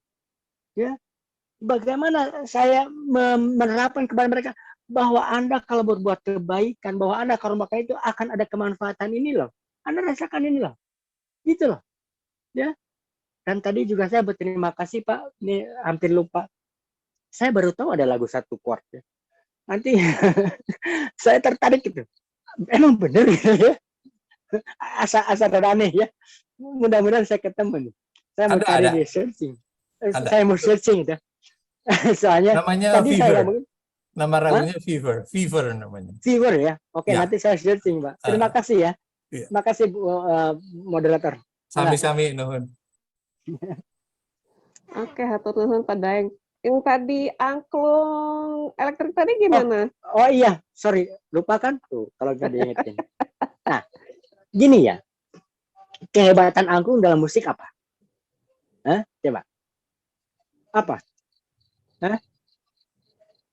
Saya di gunung nih ya, oke? Sekarang kebetulan sedang tidak ada bunyi-bunyi, entah sedang senyap atau gimana. Biasanya ada bangkong, kung, kung, di sebelah sana, di sana, barakadadadadad, barakadadadad, kung, kung, barakadadadad, wek, wek, wek, barakadadad. Angklung itu begitu, ya. Do-nya sebelah sana, re-nya sebelah sini, mi-nya sebelah sana, itu bertaut-tautan, 3 dimensi suaranya itu. Kalau Anda mendengarkan piano, Anda mendengarkan gitar, itu telinga Anda fokus pada satu titik. Ya. Arah telinga kita itu fokus pada satu sumber. Tapi kalau angklung itu solmisasinya di mana-mana mencar, di situ terdengar, wah gila, saya pernah di Amerika ada orang ngomong gini, my God, I don't believe it, I don't believe it, what is this? Mereka nggak ngerti betapa begitu. Mereka bilang, it is the sound from heaven. My God, apa yang menyebabkannya itu? Bukan hanya bunyi kelelengnya itu, bukan. Tapi dari berbagai arahnya itu saling bertautan. Nah, hubungannya sama robotik apa? Saya ingin begini, saya punya cita-cita bikin aplikasi, kemudian angklung ditempatkan di berbagai tempat. Orang mau main lagu apa? Kita dengarkan robot yang main, ya, tapi dengan satu nada di masing-masing tempat. Coba bayangkan, kita akan berikan, gila. Jadi saya ingin kerjasama sebetulnya sama yang bikin angklung robot, pakai aplikasi kemudian disebarkan angklungnya, bukan yang sekarang ada adalah angklung robot satu, seperti kita main angklung digantung-gantung begitu, ya, nilainya hilang, ya, tapi kalau dipencar itu akan bagus, gitu. Oke Pak, makasih Pak. Tadi saya kok nggak salah dapat bocoran dari teman, itu yang bikin angklung robot itu ternyata teman kami juga dan kakaknya. Iya, dari ITB. Dari Iya. ITB Pak siapa sih? Pak Eko. Pak Eko. Tuh. Yoko, Esti Yoko. Ya, Eko namanya. Iya. Dipanggilnya Pak Eko sih biasanya, Teh. Oh. Nanti coba kita tanyakan pada teman kami itu. Siapa tahu nanti dia bisa bantu kan. Iya.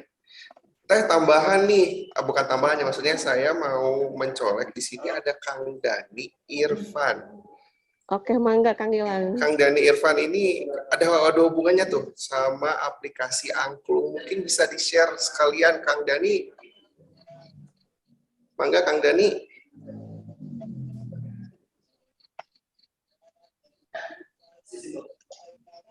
Halo, Halo, Kang Dani. Kang Dani, mangga. Harus keluar dulu, maaf. Mangga Ini Kang. di kamar. Sebentar ya. Ya. Dilanjut dulu. Oke. Terima kasih. Nah, Kang Dani ini yang saya tahu beliau itu mengembangkan aplikasi iAngklung namanya. Sudah ada di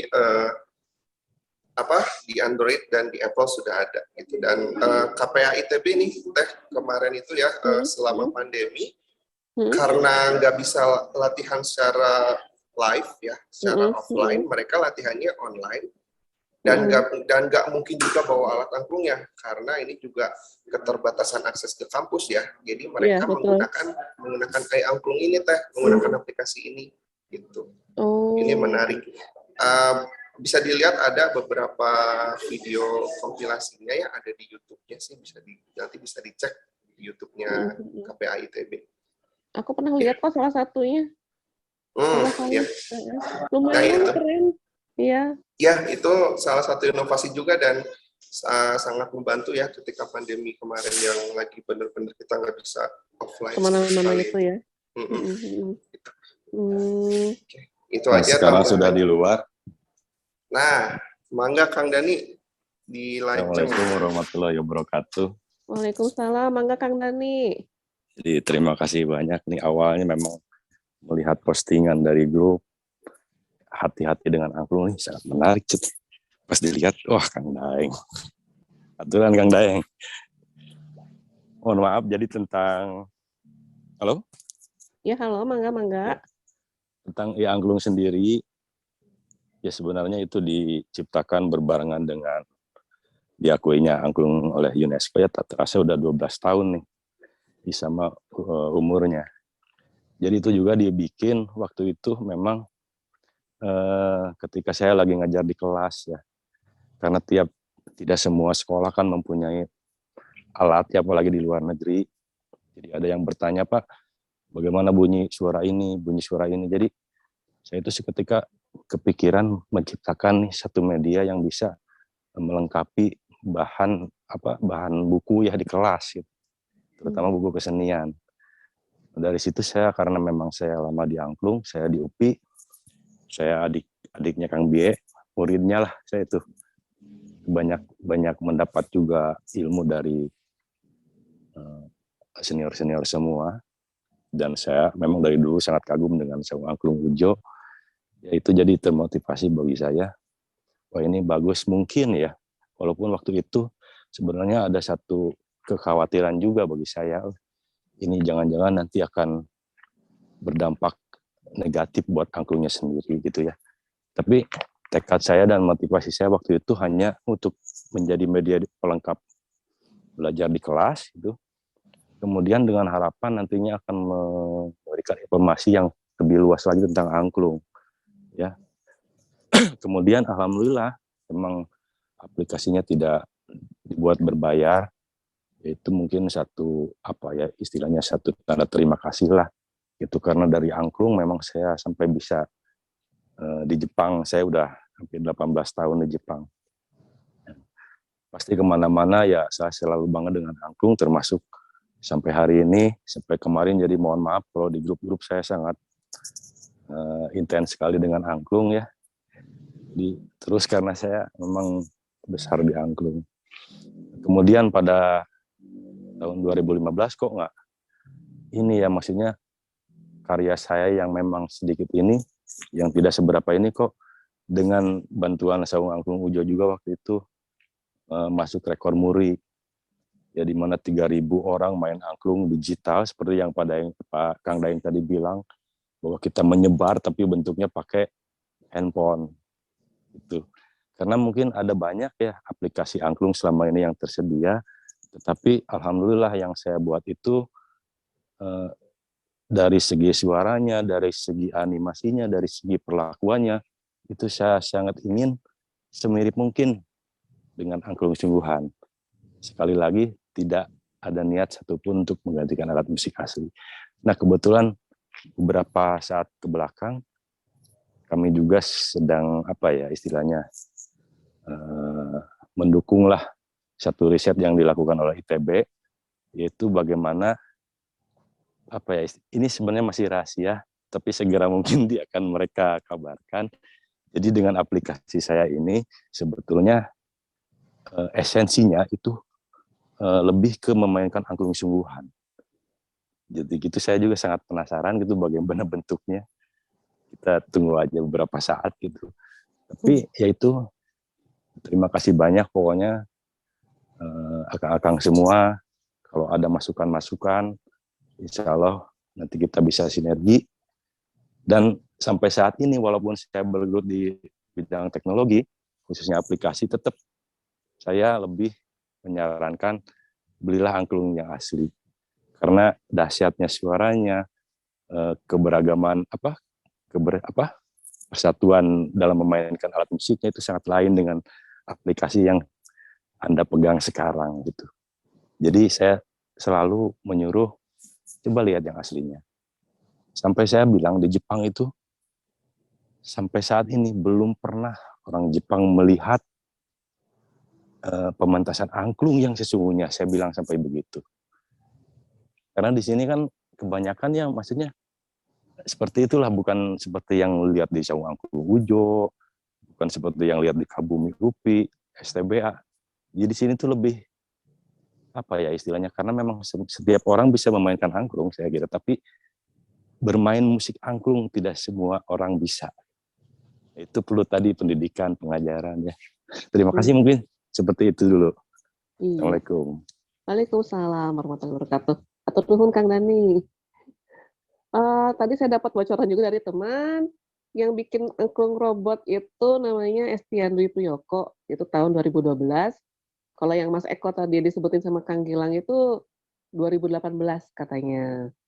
Nanti coba ntar kita cek lagi sama sama Kang Yokonya ya, kalau ntar ketemu. Oke, Kang Gilang, kan kemarin ini baru kita ngerayain ini ya, Hari Angklung Sedunia tanggal 16. Dan nanti hari Minggu kita rencananya mau tampil di Gedung Sate. Kita mau ramean ya Teh ya nanti hari Minggu. Ya, jadi ada event Angklung's Day, ini adalah event tahunannya sebetulnya ya. Event tahunannya dari Kabumi UPI yang sejak pertama kali masuk UNESCO angklungnya 2010. Sepertinya perayaannya ada sejak 2011 ya hingga sekarang gitu. Perayaannya ada setiap tahun. Tahun ini sama perayaannya di Gedung Sate, halaman Gedung Sate, kita akan bermain bersama-sama dengan tim lainnya ya, tim dari kalau dulu sih ya itu tuh eventnya bisa mendatangkan teman-teman dari luar Bandung sih sebetulnya, Jakarta, Tangerang lah, Karawang dan sekitarnya semua tumplek gitu ya di Gedung Sate. Itu seru banget gitu, bisa sampai ribuan orang ada di situ. Tahun ini memang karena kita masih di masa pandemi, ya panitia hanya membatasi ada 1.000 pemain angklung saja, seperti itu Teh. Gitu. Ya. Dan itu bisa dilihat sama masyarakat umum nggak sih, ditonton gitu? Bisa Teh, bisa boleh, tapi ya teknis pelaksanaan tahun ini saya kurang tahu ya nanti gimana gitu teknisnya. Tapi kalau dulu selalu bisa Teh. Jadi masyarakat itu kayak masyarakat itu bisa bawa angklung sendiri datang ke sana yang tiba-tiba main aja gitu, nggak kalau tim-tim lain sebelumnya kan ada latihan gabungan dulu gitu ya, ada persiapan. Ya, kalau masyarakat itu bisa udah kalau mau nonton bisa gitu, mau ikut langsung main juga bisa. Dulu seperti itu gitu ya. Dan yang waktu 2 tahun terakhir pandemi memang diadakannya online ya, waktu itu online. Kemasan eventnya berbeda, tetapi tetap dengan semangat yang sama-sama merayakan Hari Angklung Sedunia itu. Begitu Teh. Oke. Semoga nanti acara kita lancar ya. Amin ya. Buat teman-teman yang ke sana mungkin ketemu di sana. Iya, oke. Pada nanti hari Minggu sama tim dari Saung Angklungnya ke Gedung Sate juga kah? Saya baru tahu malah. Oh. Jadi saya mau nitip ya. Ini pengalaman ya. Pengalaman. Hati-hati ketika kita main banyak orang. Kenapa? Itu ada jeda delay. Ya. Ketika jaraknya jauh, itu ada delay. Gitu. Dipahamin nggak? Ketika Anda gini. Kalau saya melihat orang yang macul di sana atau yang luar awi, baru Sorana datang. Padahal udah mukul. Baru Sorana datang. Nah, ketika itu terlalu panjang, ini pernah terjadi waktu konferensi Asia Afrika merayakan konferensi Asia Afrika, main di jalan sepanjang Asia Afrika. Kacau itu. Yang tahun ini bukan Pak 95 ya? Udah lama ya. Saya masih SMA. Ikut ya? Iya. Iya, saya juga masih SMA. Nah, itu kacaunya kenapa? Karena delay. Ya. Jaraknya terlalu jauh. Dan kemudian juga kalau melalui internet, itu juga ada delay. Seperti Anda bicara, suaranya udah nyampe tapi gerakan mulutnya belum. Ya. Jadi jeda-jeda ini teknologi sekarang ini meskipun 5G itu masih ada aja delay. Saya malah kalau tidak ada delay, saya pingin begini malah. Saya pingin seluruh dunia pegang angklung. kemudian saya conducting. Kalau tidak ada delay, bayangin mantap nih. Ya, tapi itu ada jeda. Nah, kemudian mengenai tadi ya, angklung elektronik. Saya mohon maaf, saya searching, saya coba melihat-lihat dari angklung yang elektronik ya. Jadi suaranya itu bukan suara angklung asli. Sampai sekarang saya belum menemukan yang pure. Ya. Karena masih beda aja. Tapi yang saya maksudkan tadi ada angklung robot. Itu robot main angklung bener. Ya. Dibunyikan secara mekanik. Ker ker. Nah, kemudian konsep saya gimana? Yang mainnya itu bukan kelihatan mekanik tapi bikin bebegig. Ya. Bebegig mainnya kelan angklung. Atau bikin misalnya ada Arjuna, ada Cepot, ada Bima, ada Gareng, ada Udel, ada kelan angklung, bebegignya. Keren, halus kan? Gitu. Jadi bukan suara elektronik, tapi suara angklungnya digetarkan oleh mekanik. Nah, gitu yang saya ingin bikin itu. Makasih. Tapi angklungnya tetap angklung yang bambu, cuman angklungnya angklung bambu. Gitu ya. Hanya digetarkan itu sama mekanik. Ya. Iya. Jadi bukan suara elektronik. Iya. Mekaniknya angklung. Iya. Sebenarnya saya pribadi juga kurang menyukai ide mengganti angklung yang dari bambu itu sama rangkaian mesin gitu ya. Karena nggak akan ada yang bisa ngegantiin bambu yang ciptaan Tuhan langsung gitu ya.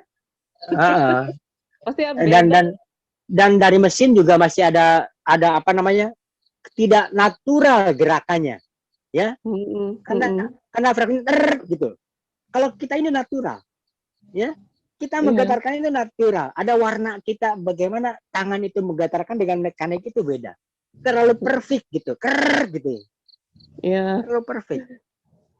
Ya kalau yang bunyinya klung malah jadi kelotek gitu. Nah, saya malah sengaja ya. Tidak usah seragam semuanya, karena ketika ada yang beda itu bagus gitu loh. Saya malah itu sengaja tidak pas semua notnya itu sama. Biar warnanya itu ada sedikit-sedikit beda-beda gitu. Ya. Gini ya. Saya itu telinganya itu mungkin dikaruniai Tuhan agak beda ya. Kalau ada angklung jatuh, saya tahu nomor berapa angklung yang jatuh. Ya. Jadi siapapun yang jatuh angklung, saya tahu nomor berapa angklungnya. Siapa yang pegang nomor itu? Kamu kenapa ngejatuhin angklung? Ya. Karena saya tahu persis nada apa, nomor berapa angklungnya. Nah, itu jadi ketika saya mendengarkan angklung dalam suara speaker, kalau saya saya lebih suka nggak usah pakai speaker kalau audiensnya sedikit. Karena suaranya lebih bagus. Tapi ketika itu melalui speaker, kemudian menjadi satu dari sumber bunyi speaker, itu menjadi nggak enak. Karena bagusnya itu di berbagai tempatnya itu. Ketika keluar dari speaker itu hanya satu sumber, itu yang nggak enak. Terima kasih. Iya. Waduh, udah ada yang live. Oke, sebelum ada yang live lagi, kita foto bareng dulu yuk. Tolong dibuka semua kameranya. Mas Iyo di situ masih ada Faith? Atau mau sama Mas Iyo? Ada. Tolong di-shoot. Tolong diceklekin dong. Ayo Atuh dibuka semua cam-nya. Kalau buka mic kamu ngomong 1, 2, 3. Oke, 1, 2, 3. Sekali lagi deh. Kita tolong ganti gaya.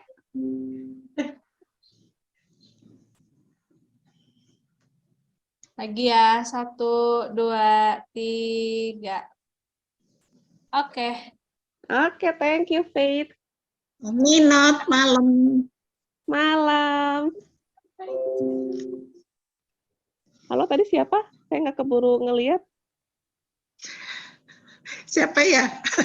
Oh. Tante Tuti. Apa kabar Tante, sehat? Baik. Sini mah poek. Ada yang mau disampaikan kah? Nggak. Nuhun. Oke. Salam sehat Tante. Iya. Sampai Oh, ketemu tapi lagi kapan-kapan. boleh bertanya. Tapi saya Boleh, tutup boleh. lagi di Mangga, chat mangga. soalnya. Oke, mangga. Mau bertanya apa, Tante? Gini, kan angklung tadi kalau tidak salah harganya mahal ya. Iya. Kalau kita punya istilahnya mungkin ada kelompok anak-anak yang pingin belajar angklung, itu belinya harus bagaimana? Kalau yang mahal-mahal kan kita punya anak binaan lah istilahnya ya, pingin belajar angklung, itu terjangkau tidak harganya? Atau bagaimana, ada KW-KW-nya atau bagaimana itu yang, tapi tetap suaranya pingin yang bagus gitu, itu aja. Oke, mangga. Nuhun. Kalau harganya mahal, mungkin orang yang pingin belajar seperangkat itu kan banyak, satu istilahnya, satu paket begitu kan harganya juga mahal mungkin, itu kan sementara orang pada pingin yang punya kelompok-kelompok kesenian pingin punya begitu. Itu saja mungkin. Terima kasih, nuhun, Net. Iya, baik, Tante. Teteh ya? Saya biasanya manggil Teteh, kenapa jadi Tante? Nggak apa-apa, udah tuer ini. Oke, mangga. Pak Daeng atau Kang Gilang ini, gimana caranya supaya kita bisa main angklung atau punya angklungnya mungkin? Saya coba menjawab ya. Jadi biasanya kalau untuk yang anak-anak atau pemula, kita di angklung itu ada satu seri ya, namanya angklung Sari Nande, itu yang terdiri dari nada do sampai do tinggi, do re mi fa sol la si do gitu. Jadi ada 8 nada ya. Nah, biasanya itu kita bisa pakai set yang itu teh. Jadi dia setnya kecil, nadanya pun nada-nada utama saja gitu ya, yang sering dipakai. Harganya, nah ini yang saya kurang tahu sebetulnya, tapi memang mungkin akan jauh lebih murah dibanding dengan set yang lengkap gitu.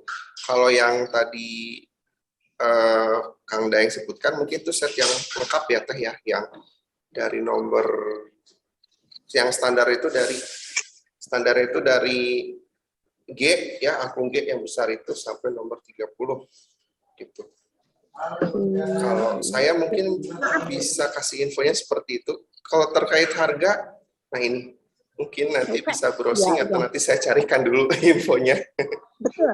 Enggak, maksud saya gini, kalau untuk pemula itu berapa oktav, kan satu oktav misalkan 8 ya.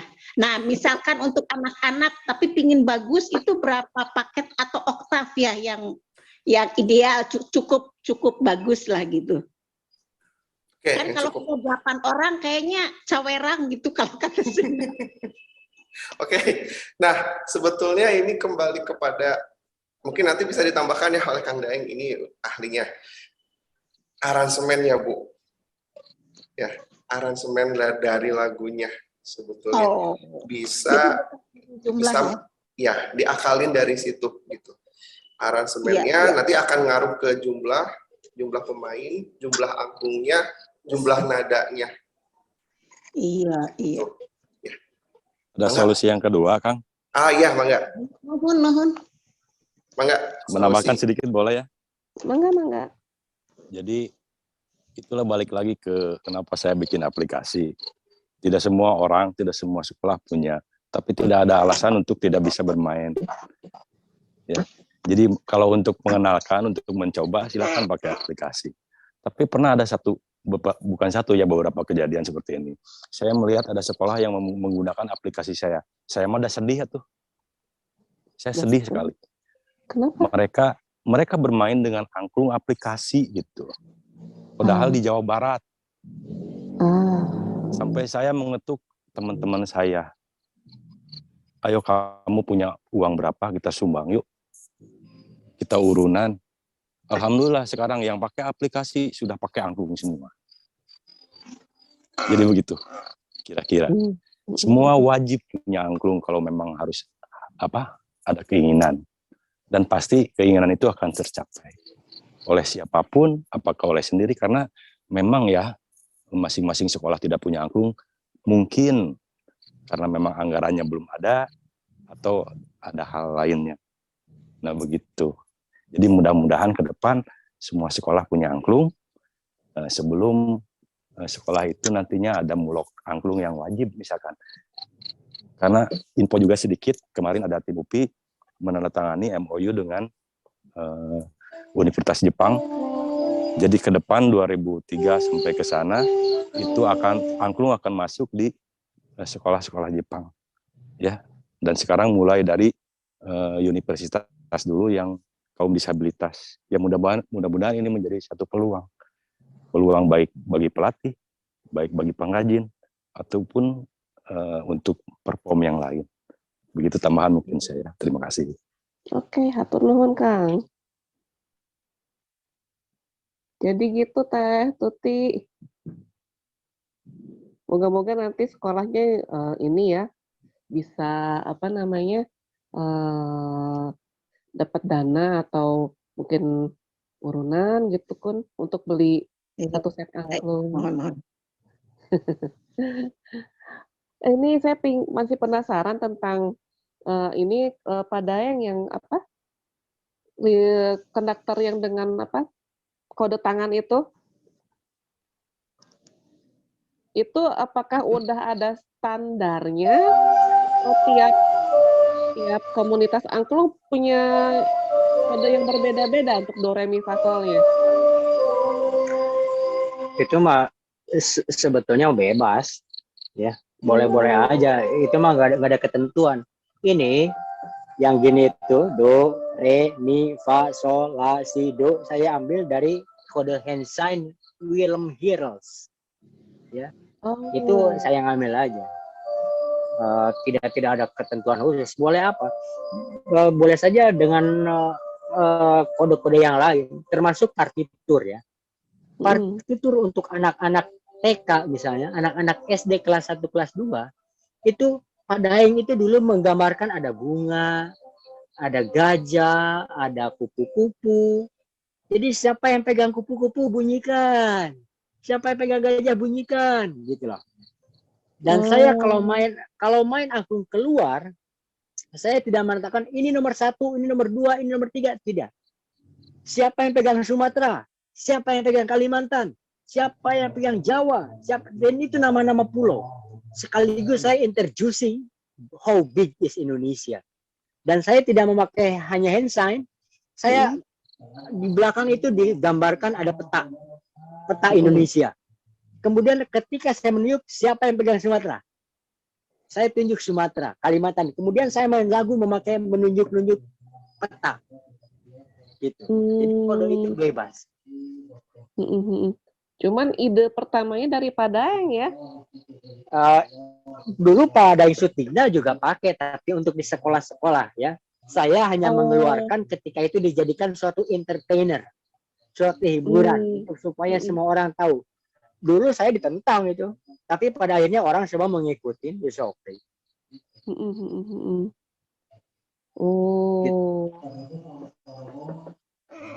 Saya sendiri kan memang udah main angklung dari zaman SMA. Tadinya sih waktu pas pertama melihat yang pakai kode tangan itu, saya malah lebih menyukai yang pakai partitur. Jadi partiturnya yang ditunjuk. Ya memang kode tangan kan terbatas hanya melodi. Iya. Ya, sedangkan aransemen bawahnya kan nggak bisa. Iya, memang. Jadi itu hanya untuk memainkan melodi saja, tidak untuk aransemennya. Iya. Tapi untuk situasi tertentu yang kita mau ngajak orang beramai-ramai main di tempat yang baru gitu ya. Ya itu yang termudah. Itu yang paling praktis ya. Cara paling praktis di mana-mana bisa. Iya, betul. Nanti hari Minggu kita pakai kode-kode itu ya, Gilang. Oke. Iya, betul. Oke, di antara Akang Teteh, Om Tante yang hadir di sini, masih ada yang ingin ditanyakan atau mau diutarakan? Saya ke mute itu. Daeng. Saya ada satu usulan ya. Ya, andai kata ada guru di sini atau ada kepala sekolah, Ya, saya berharap bagaimana cara menghidupkan angklung agar jangan sampai targetnya itu hanya perlombaan. Coba, misalnya setiap upacara Indonesia Raya pakai angklung. Ya. Kemudian lagu-lagu wajib pakai angklung. Setiap kelas bergilir, gitu loh.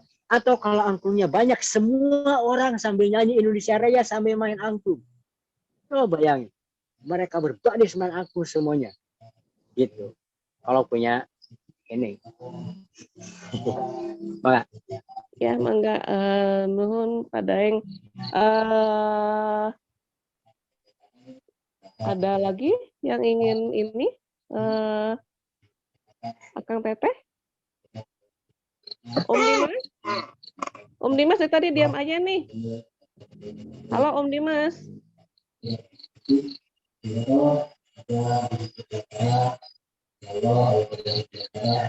Om Dimas ini salah satu petinggi di Mawas.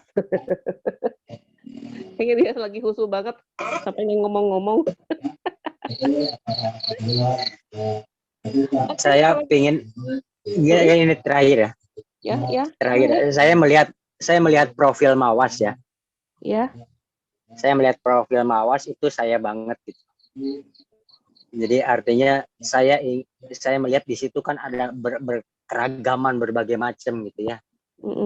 Nah, ada greget banget gitu, pengen menyatukan mereka terus memainkan suatu simfoni gitu ya. Terus kita bersama-sama gitu bareng bahwa kita tidak ada perbedaan gitu. Kita bisa menyanyikan sesuatu hal yang sama-sama kita enjoy gitu. Ya. Wah, asik banget itu, Pak. Tadi kan Bapak bilang tentang kunjungan ya. Apa kita kapan-kapan ngunjungin Bapak nih? Saungnya Bapak. Kalau saya sehari-hari di sini nih di alam. Kalau ada janjian boleh aja saya ke sanggar, kita main di sanggar gitu ya. Yeah. Kalau di sini saya kan ngangklung ini ngangklung loh. Ya. Jadi maksudnya ngangklung itu saya membahagiakan diri dengan alam. Ya di sini alamnya betul. Jadi saya membahagiakan diri dengan alam. Dan hiburan yang paling menghibur saya saat ini adalah tidak ada hiburan. Justru menyatu dengan alam itu ya, Pak. Nah, itulah. Saya dengan binatang, dengan apa, saya punya kobra, punya binatang macam-macam. Berharmonisasi dengan alam. Dengan alam. Dan dengan diri sendiri. Oke, apakah ada yang ingin disampaikan lagi? Kang Gilang mungkin? Kalau dari saya, mohon izin menyampaikan, saya nggak terlalu hafal quotes-nya ya, quotes lengkapnya daripada yang Sutigna, tapi intinya adalah cita-cita beliau adalah agar angklung ini dikenal oleh semua orang, seluruh dunia mengenalnya, dan angklung ini bisa menjadi sebagai alat perdamaian dunia. Jadi itu sangat nyambung ya dengan Mawas Center bahwa kita ingin keharmonisan gitu kan, walaupun berbeda-beda, tapi bukan untuk dibeda-bedakan, perbedaan untuk disandingkan. Gitu. Ini juga quotes dari almarhum Pak Obi. Jadi ada 2 quotes dari tokoh angklung yang sejatinya selaras dengan visinya Mawas Center ini. Itu aja tambahan dari saya. Terima kasih. Oke, makasih. Berhubung sudah jam 9 ya. Mungkin kita akhiri sampai di sini Zoom kita kali ini. Hatur nuhun pisan untuk untuk Pak Daeng, untuk Kang Gilang, untuk kehadirannya, juga Akang Teteh, Bapak Ibu. Sampai ketemu lagi di acara Mawas berikutnya. Salam sehat untuk semuanya. Mari kita mengambil pelajaran dari malam ini. Kita berharmonisasi dengan diri sendiri dulu, kemudian dengan sekitar kita, dan semoga sehat selalu. Assalamualaikum. Salam ngangklung. Amin. Salam ngangklung. Waalaikumsalam. Waalaikumsalam. Turun.